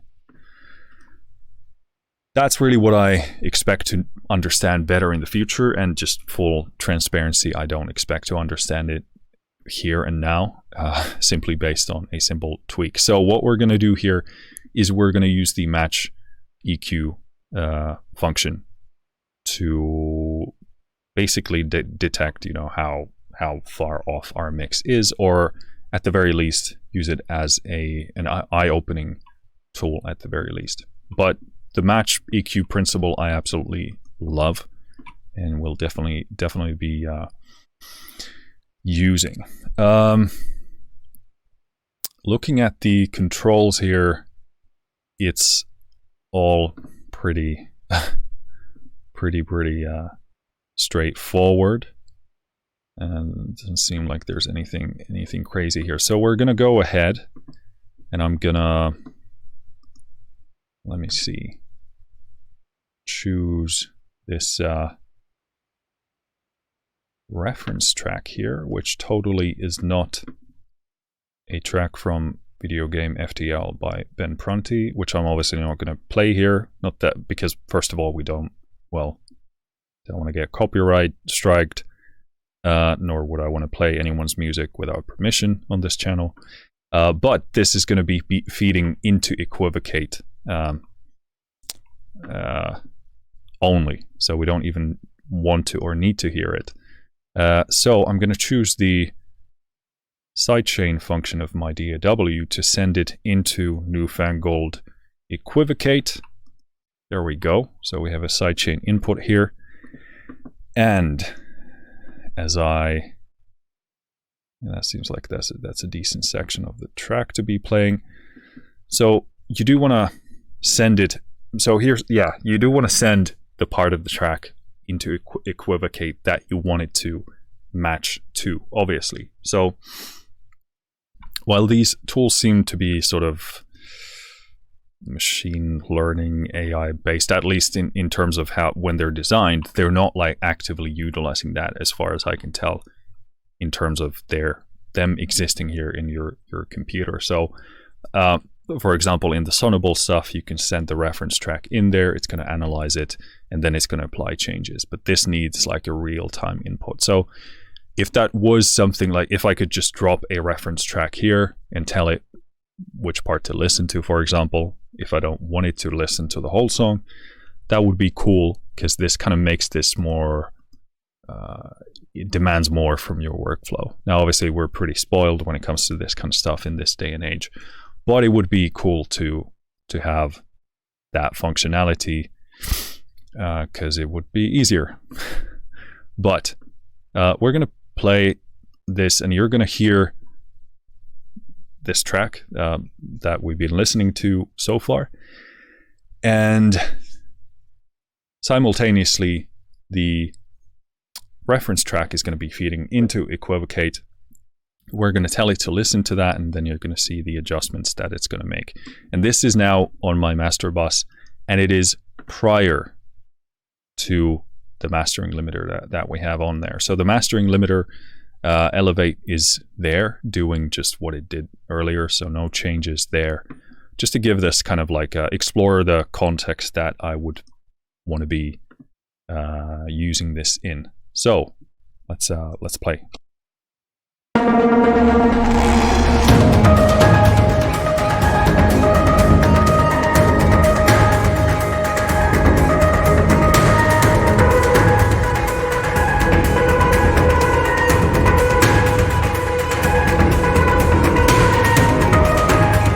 So as you can hear, the reference track seems to be quite a bit brighter there on the top end, sort of, as we can see from here. 6,300. So 5.5, 6 K upwards. Quite a bit brighter here. Now, this is kind of where an understanding of, how mixes and masters compare and sound like, while the frequency content here might now be more similar, or the frequency balance, I should say, doesn't mean it sounds good. It's just taking stuff from our mix and pushing it to that kind of the same profile. But ideally, now I can know that I should go back into the percussion section here and pull back some of those qualities, because they're going to be too bright and too pushy. And in fact, let's go ahead and do that. So I'm trying to think what would be like a fast but not too extreme way of doing that. I could, let me see if this makes sense. Could pull like a Bax EQ, put it there on the drum bus, and then select, let's go with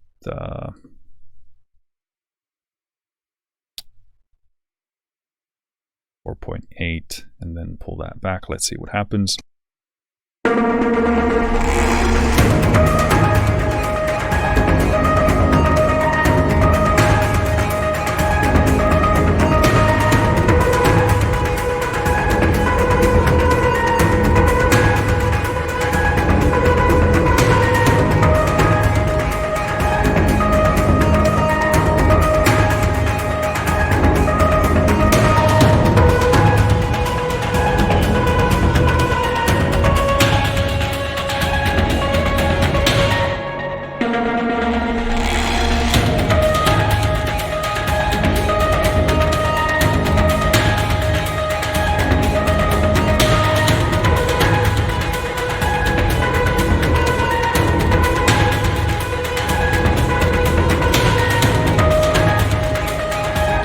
So yeah, again, you can hear that we would have to go into the mix to pull back a lot of that stuff. Even if this profile now matches the reference more, it doesn't mean it's going to sound good. So you have this percentage control here, which I do want to go into the manual to explain that, because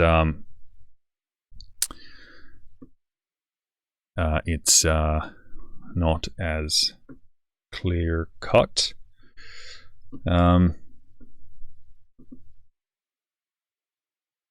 Cool. So match EQ knob is set to 100%. It will modify the band gains such that average spectrum of the EQuivocate input now matches the average spectrum of the EQuivocate sidechain input. This will in turn make the main input source sound like the sidechain input source. This can be helpful to blend two tracks to make it sound like they came from the same source, or to make a final master have a similar tone to a reference track. If the match EQ knob is set to -100, EQuivocate will do the opposite and seek to make the audio source coming in the main input complement the audio source coming in the sidechain input.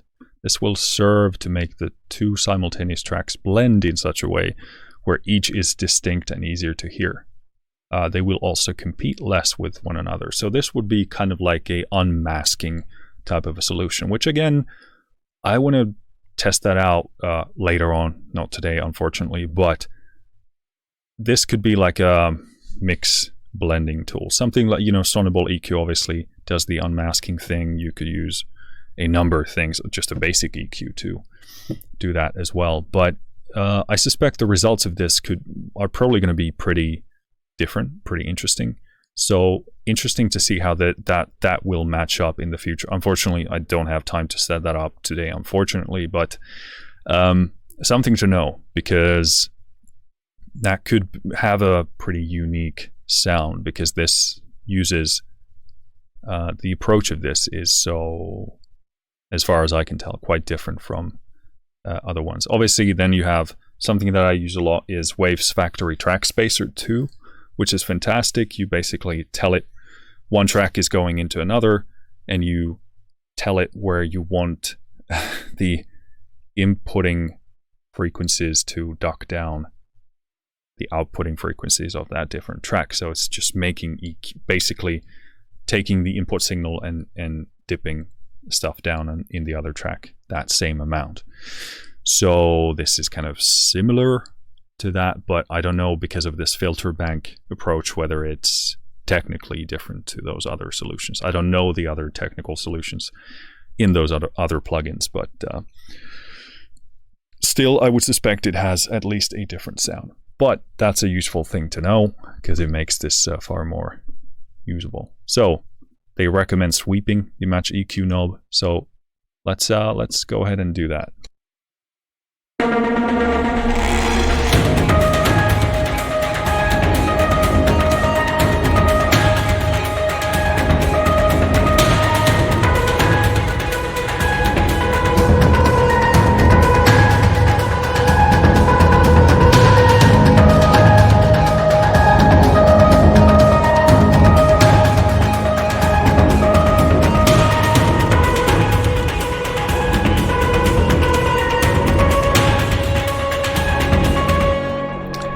So yeah, as far as I understand the architecture here, if you're aiming to really like match to the reference, you have to go with 100. But here, like if you want to lessen the effect, again, here we can see the percentage adjusts the, relative distance of all of these to one another. So again, you could use this to sort of lessen the drastic quality of it, but for the most part, I would expect to use this at 100% in this reference context to reveal differences between my mix and a reference one. Now for this, I didn't find like a perfect reference. I usually struggle with that because I would at least hope that I'm trying to make music that sounds somewhat unique and different. But from a mastering standpoint and a mixing standpoint, obviously I try and find music that has a similar frequency profile and character than what I'm aiming for. Again, not a ton of stuff that bang on does that, which I still struggle with. But I still try and learn from references as much as possible. But yeah, I would use most of the time this at 100 to reveal those differences. But obviously you could back that down if you kind of want to implement some of those characteristics, but not a ton. So we can go back to 100 and increase it from there.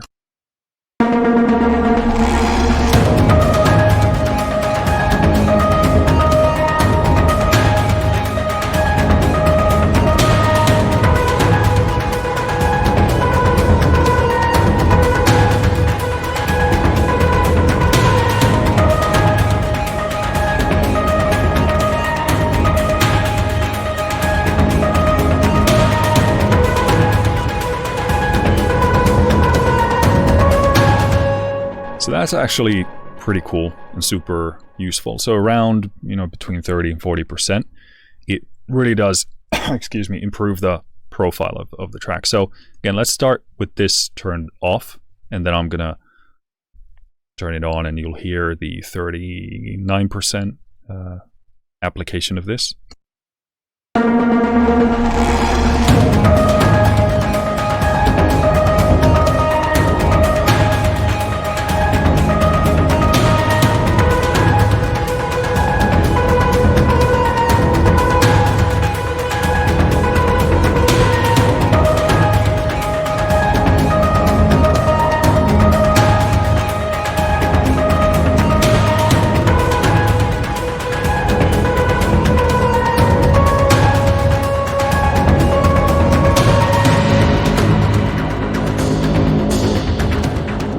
So big difference and clear improvement. You get a lot less of that mud, a lot less of that mudding and those kind of mid frequencies. So this is super cool, and I suspect I'll use this actually in this fashion in the mastering chain. So I'll basically get my master right, and then use this to slightly massage the frequency profile to match the kind of frequency profile characteristics of a great reference that I love. So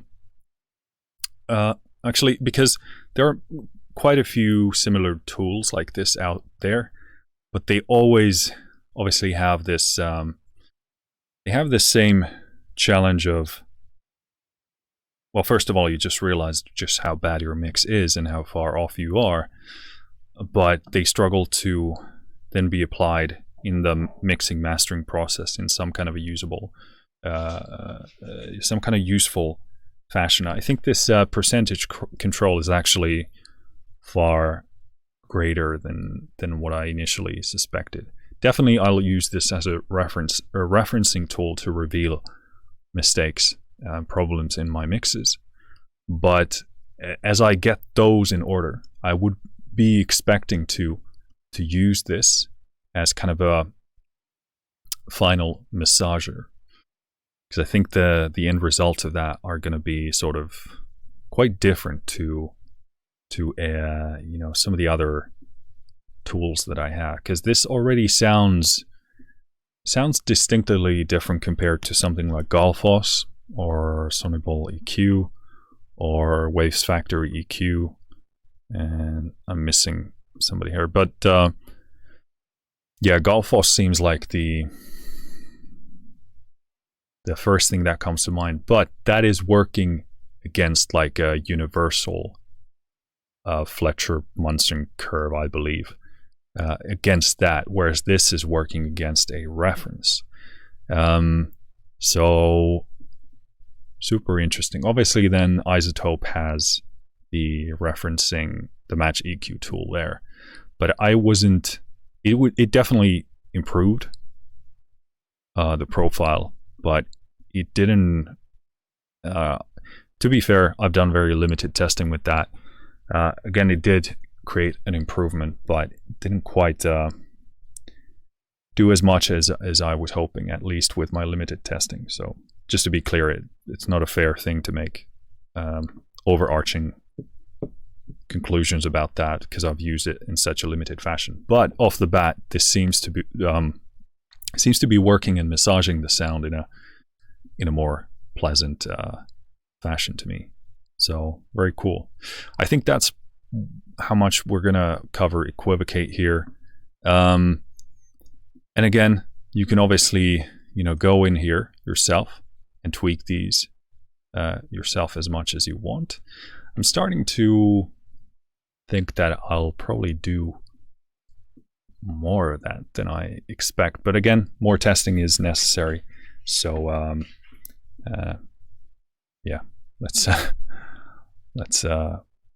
leave it at that.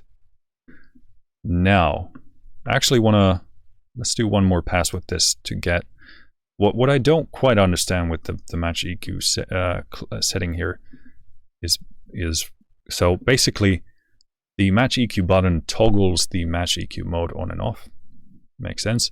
For match EQ to function correctly, you must route an active audio stream to the sidechain input. We did this. Once audio is routed to the sidechain input, when you toggle the match EQ button and hit play in your DAW, EQuivocate will analyze the difference between the average level coming into its main input and the average level coming into its sidechain for each band.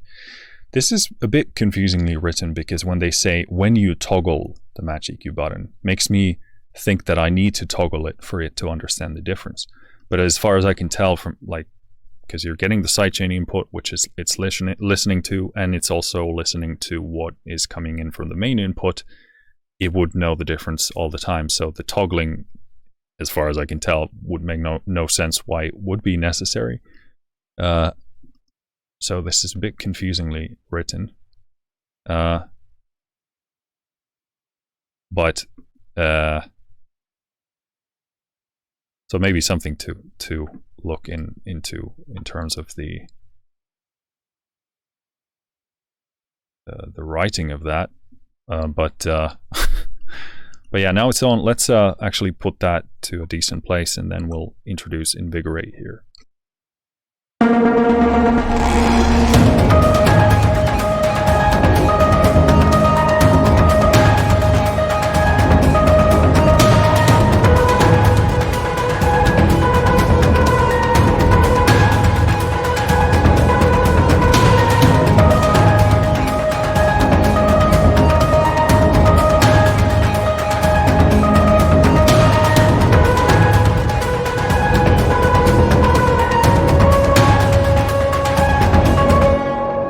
Wondered why I wasn't hearing anything, because it's not active.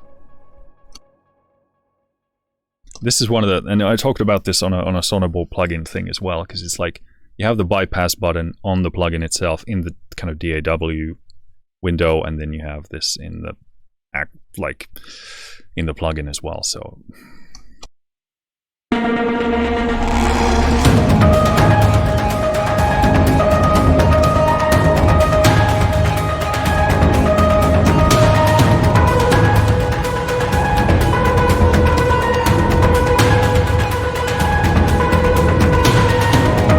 leave it at around 30. Next up, I'll add Invigorate in here, and we'll start looking at that. Actually going to pull back this just a tiny bit to 25, around 25%. to make the effect just a tad bit less apparent. Cool, so here's Invigorate. Again, go to Settings, User Guide, and this way we can speak of this in a more sort of educated fashion. Again, reading from what it is: a deconstructed compressor, limiter, and overdrive distortion fine-tuned to add life to your mix, drum bus, or any other element. The unique radar control interface of Invigorate facilitates seamless transformation from smooth pumping, compression to hard limiting to overdrive, allowing you to find the perfect processing for your mix anywhere in between. The result brings forward your mix to give it energy you're expecting from a finished record. This ain't your granddad's bus compressor. So again, going with like a first principles approach, looking at things sort of individually and then creating something new. So let's make our way to the controls over here. Basically, again, looking at the basic stuff here on the top, we got undo, redo, A and B library, and then, you know, preset stuff. Then we have active, or okay, so this is useful, not applied in the other plugins, but when you actually put active off, it tells you it's bypassed, which didn't happen with the other ones. You got oversampling, we're going to keep it high for this, and then you have a hard limit button, which engages a hard limiter on the output to catch overs. And they say that this may alias, and you may consider reducing the output level instead. So this is like, they say, you know, this is like a safety feature, but you probably shouldn't be using this in this, you know, device in this way. Then you have this radar control. Now, I'm a bit torn on this because intuitively, so I had a quick listen on this yesterday, and I was mostly liking the sound of the compressor here and a bit liking the sound of the overdrive. And I would love to combine the two, but as far as I can tell, there's no way for me to move these around so that I could blend between compressing and overdrive. That's my innately what I've intuitively would want to do, because I wasn't so fond of the sound of the limiting here on this track in this combination of all the stuff we have going. Again, that's not to make overarching claims or observations about the sound of the limiter, because it is very contextual, and again, we have this hard sounding track already, so it could just be too much. But I did like the sound of the compressor, and I would probably want to blend a bit of overdrive in there. But as far as I can tell, I mean, basic logic, I would presume that as I move from overdrive here to limiting, it would sort of blend a balance between the two. If I'm fully at overdrive, it's just overdrive. If I'm fully at compress, it's at compress. So moving these around, and I'm sure there's a reason for this. There's some kind of thinking behind this. Obviously, you can just put one instance of Invigorate to compress and one to overdrive, but I suspect that would be very different from then, you know, blending these here inside this architecture of this plugin itself. So that's one of the things I find myself asking. I'm personally not a huge fan of these kind of interfaces, because there's like a bit of an issue with kind of analysis or option paralysis. This video has been going on for so long that I'm losing my ability to speak. But yeah, that being said, that's a mental problem of mine. It's not really a problem of the plugin, and it's a preference thing anyway. But I do actually, you know, I find this pretty intuitive and usable. But as far as I can tell, again, I can't move these around so that I could blend between overdrive and compress. But Again, I tried to read the manual. Maybe I'm missing something, but I don't think I am, as far as I can tell. So you're applying gain to the curve, and then this, what they call morph, is the apparently the blend between these elements from one another. So yeah, you can also lock the morph and only control the gain, or do the other way around. But yeah, as far as I can tell, I just probably use one axis of these at a time. Then you have a big ass mix control here, which is a box again. Kind of like this design. Reminds me of some of the stuff in the silent audio infinite flow, which kind of has a similar color scheme here.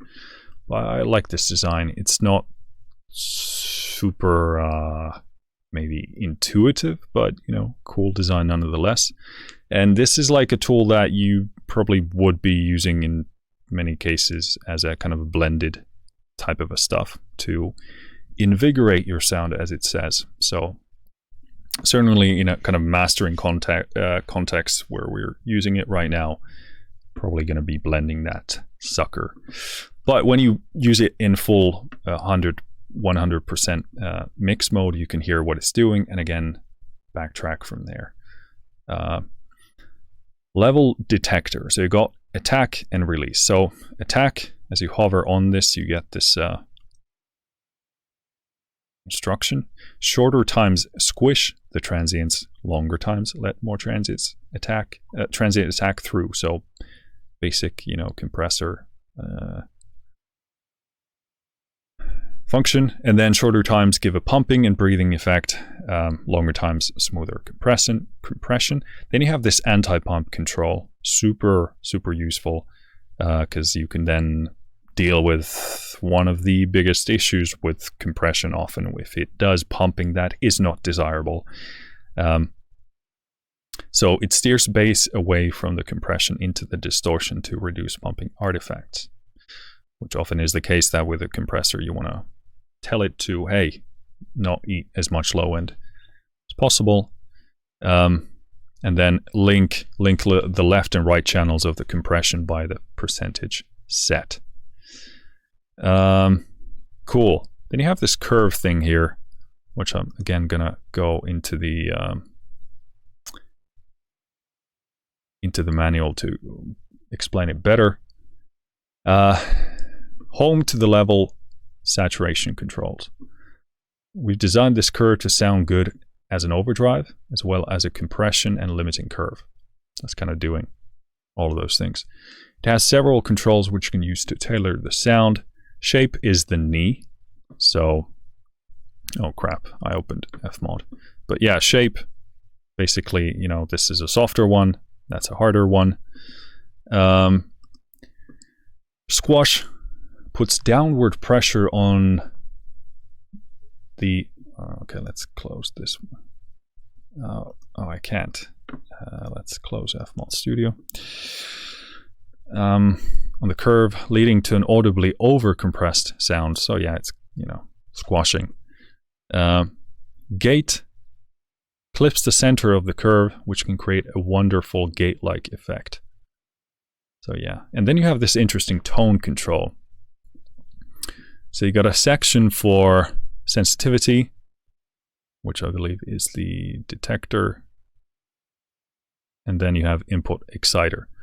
Short story is that in here, you can tell it to eat more mids, for example, eat less lows or less highs. This is actually, I expect this to be super useful. And again, I expect to completely not be able to grasp the usability of this and you know, just how useful this is going to be at the end of the day once you familiarize yourself with this. But super cool control, because this will tremendously allow you to tweak the sound and reduce excessiveness in any department. So sensitivity tone control, sits in the sidechain of the dynamics processor. That is the wet path of this plugin. Pulling down the gain in this powerful control allows you to reduce the amount of dynamics processing being introduced to a band. This is great for passing a clean bass, but overdriving the mids and highs. So that's great. Input exciter tone control sits in the wet branch at the input of the dynamics processor. Increasing gain here will cause the dynamics processor to overdrive and overcompress that band further. So yeah, that's, those of you who know these terms and concepts understand that. But there isn't much more to this. Again, this based on my testing yesterday. Fully expect not to present this in a tremendous amount of detail. I also realized that you probably should be using this in a mastering context once you have a mix in a good place, because this is going to otherwise accentuate a lot of the issues in your mix. And since we don't have a finalized mix and a pretty hard driving mix as well, I suspect this is not going to be a super great demonstration. But that being said, let's play around with this. And we're going to go to the same section we were in earlier.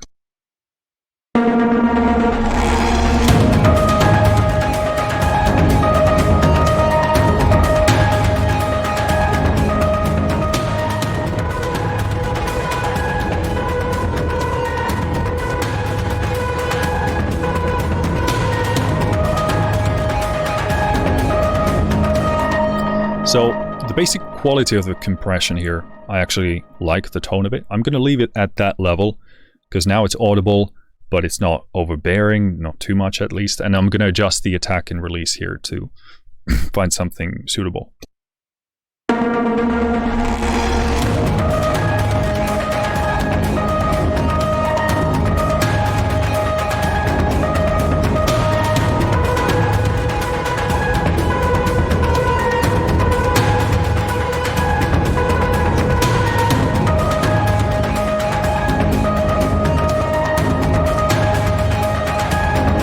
So in a mastering context, I would recommend starting with a very slow attack, get all the transients in, and then as you start to close that up, you begin to hear how it's latching on to the transients.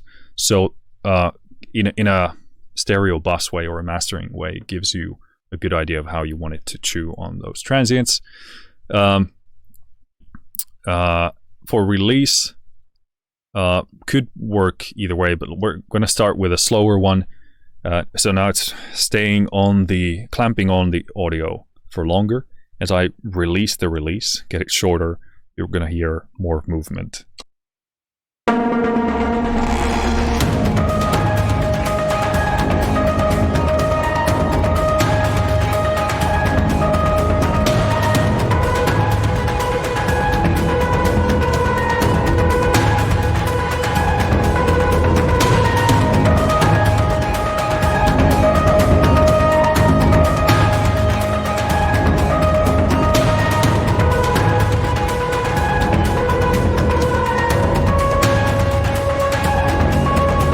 So I would keep it around there because it's a pretty fast-paced section, gives a nice sense of movement there.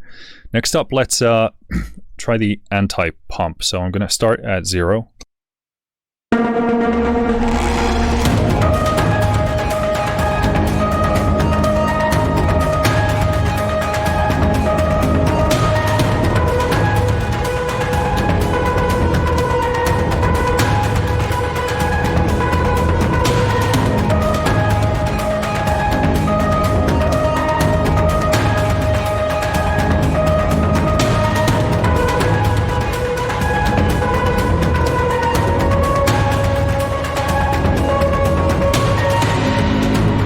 Cases I would look at an analyzer to really actually see what my low end is doing here. Actually, let's just go ahead and do that straight up. Pull that in there.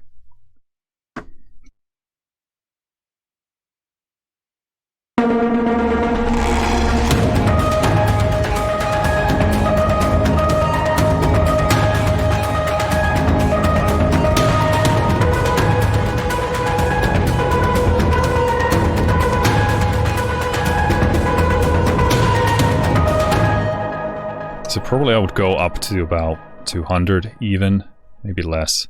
But yeah, I mean, this goes to 200, so let me do one more pass here.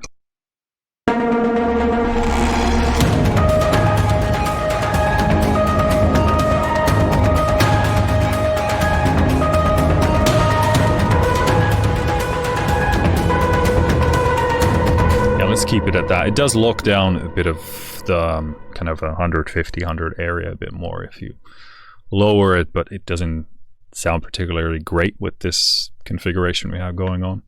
Let's try the link.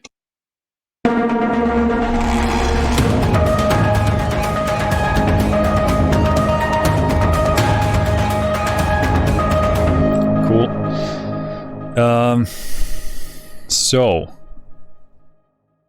regarding the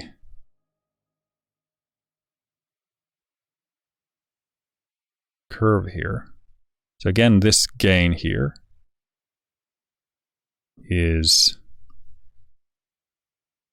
just controlled only through this this radar control here.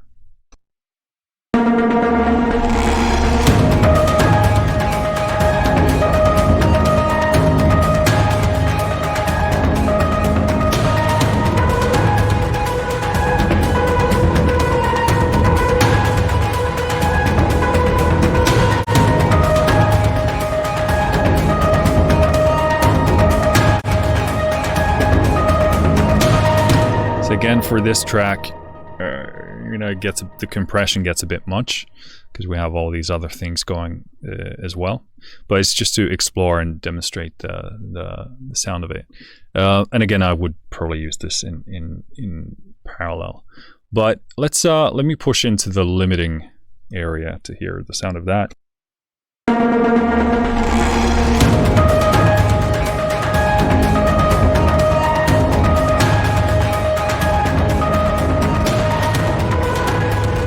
And obviously we have, again, so much limiting going on there anyway that you begin to hear the distortion of it. But again, the quality of that is super pleasant. It's kind of sploshy, dare I say, analog sounding. But I like the quality of that. Let's push into overdrive.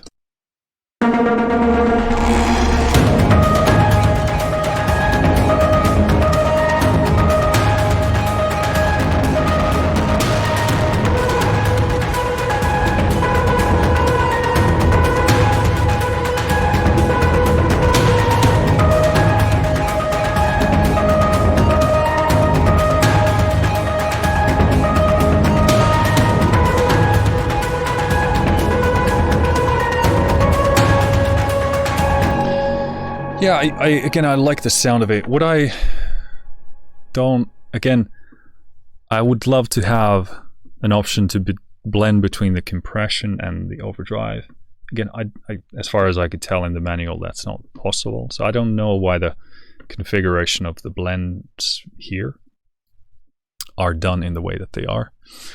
But yeah, let's go with the compression here and on its own, and we'll adjust the curve stuff here.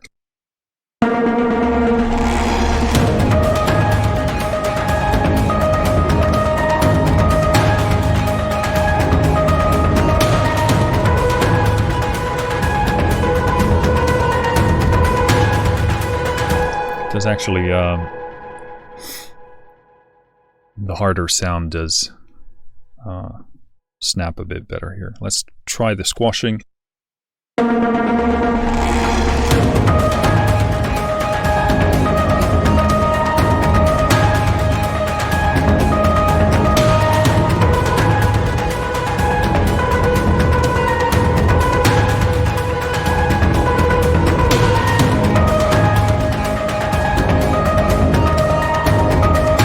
My ears are getting pretty shot at this stage, but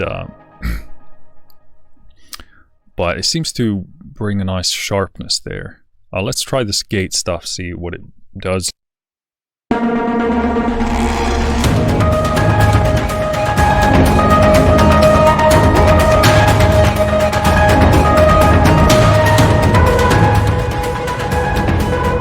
So, you know, obviously very drastic. That could be pretty cool. Like if I was using this on a drum bus or something like that, you could add a tad bit of that in there, get some interesting movement in there, and then obviously blend with the control here. But let's actually blend this in.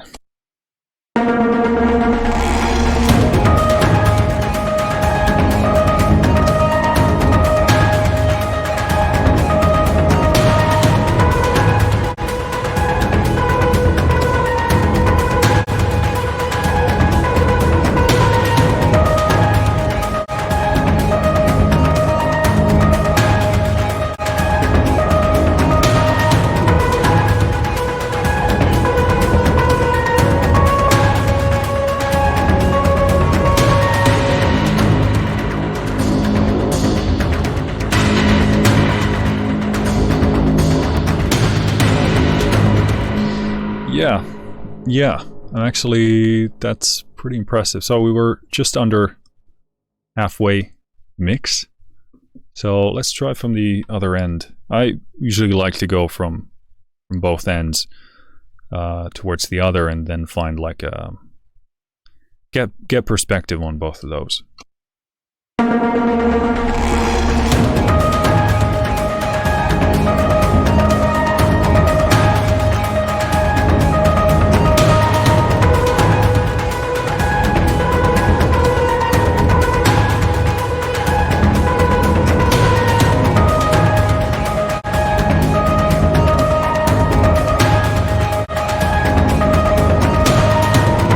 Yeah, definitely here in the compression configuration does give a nice bit of bite and edge there.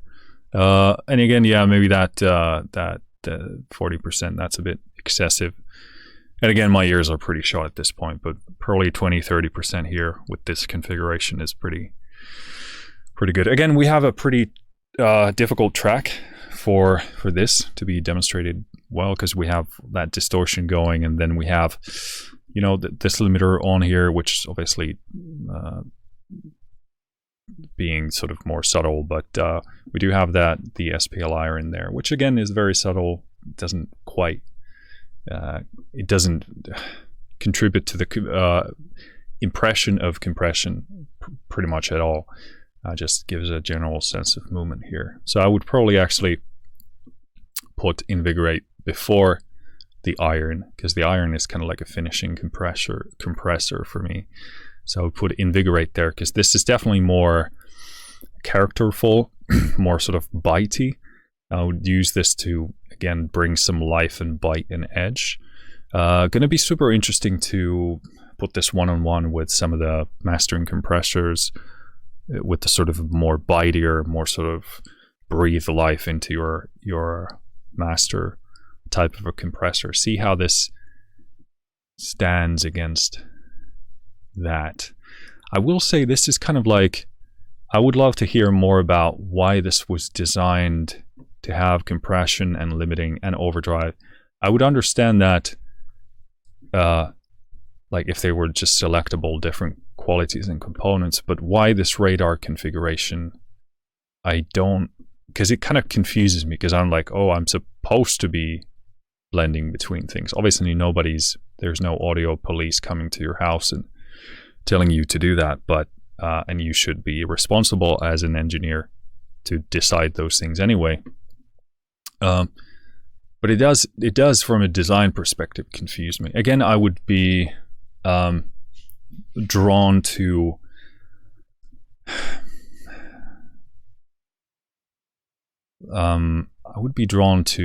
blending these in various ways, instead of, as far as I can understand, now I'm blending between limiting and compression, and now I'm blending between overdrive and limiting, but not compression, which is a bit confusing to me, and I want to be able to make that choice there.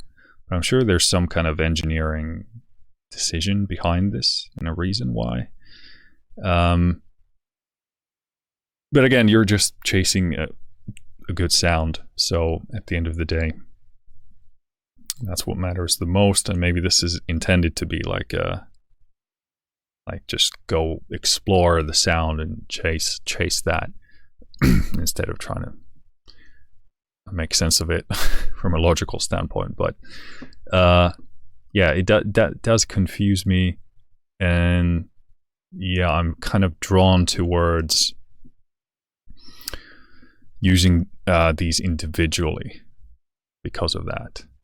Now, that's not to say, if I'm limiting here, that I don't want to maybe test whether doing a bit of overdrive, doing a bit of compression is going to benefit me or not. But yeah, slightly confuzzled by this approach.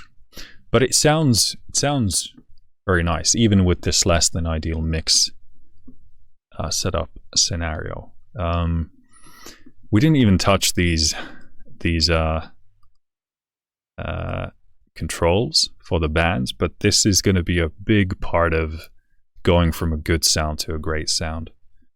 Because you can look at your frequency analyzer and see where the crossover points are roughly, define those as per they are in your song, which is super important, and then you can tweak how much you want to drive into each of these different frequency areas. So that's super useful to have both in the sensitivity as and the exciter department.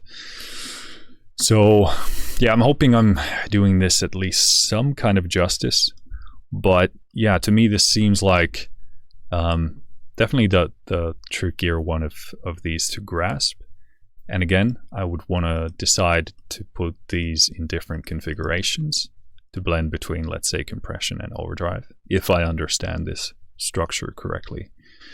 But it sounds really good. Like the limiting, again, the character of that, and the overdrive, the compression. It's all very, very pleasant, very, very tastefully done. So again, super interested in, doing a shootout between some of the other options I have to this, and see how this fares. But I suspect it will do pretty well, because this sounds super, super nice. And again, probably going to be using this as add this in parallel to bring a bit of bite into, bring a bit of bite into your mix as they are sort of describing this to be used. So yeah, super nice. But I suspect this will just reveal itself in a far better fashion when you have a mix that's ready to go. But yeah, I'm super interested in doing a one-to-one shootout between this and some of the other compressors I have, and also the overdrives. But again, I would be interested in being able to blend between overdrive and compression. And as far as I can tell, it's not possible here. But cool. I think that wraps it up. As we touched on in the beginning, Punctuate, again, is a separate plugin as well, but that's kind of the transient section of Elevate. And yeah, Saturate is the clipping section there. But we're going to wrap up here. This is a massively long video, but really happy we checked out these. Super impressed by these tools. Absolutely love Elevate. That might be my go-to limiter from now on. We will have to do a shootout with some of the other options there as well. But super impressed, and I'm pretty certain it at least will serve a role in the mastering chain if it doesn't entirely replace everything else. But again, that comes down to the song, and you want to have a good toolkit at your disposal and use what you need where you need. But fantastic limiter. Again, can be a bit much when you look at it the first time, but part of that is just the user interface, and then read the manual, get used to it. It's a super fantastic, and in that state, super intuitive tool as well. Very straightforward, very clean, very easy to follow. Again, with EQuivocate, we'll probably use it primarily as a reference, figuring out how references compare to my current mix or master, but also using that as a blended tool to get myself closer to the reference, or blend in some of the qualities that I want from there into my mix. And again, more testing is needed, but seems like a fantastic tool for that, and does it better than pretty much all the other options that I've seen out there that do that same thing. And with Invigorate, again, more testing is needed, but seems very super mature. Seems like a special thing in the toolkit that you sort of blend in there to again add that final bit of polish and infidelity. But again, more testing is needed to kind of compare its quality and the effectiveness of it compared to some of the other tools. But cool. My voice is absolutely ruined at this point. My brain is fried, and I'm sure I haven't been making sense for a long time already now. So thank you to Newfangled Audio for sending these over, and thank you whomever might be watching and listening for doing so. Let me know what you think. I'm sure many of you have this in your arsenal, or some of these in your arsenal. Let me know what you think of your own experiences, and if not, then let me know what you think of this demo. Thank you for listening. Thank you for watching. I'll see you next time. Finished.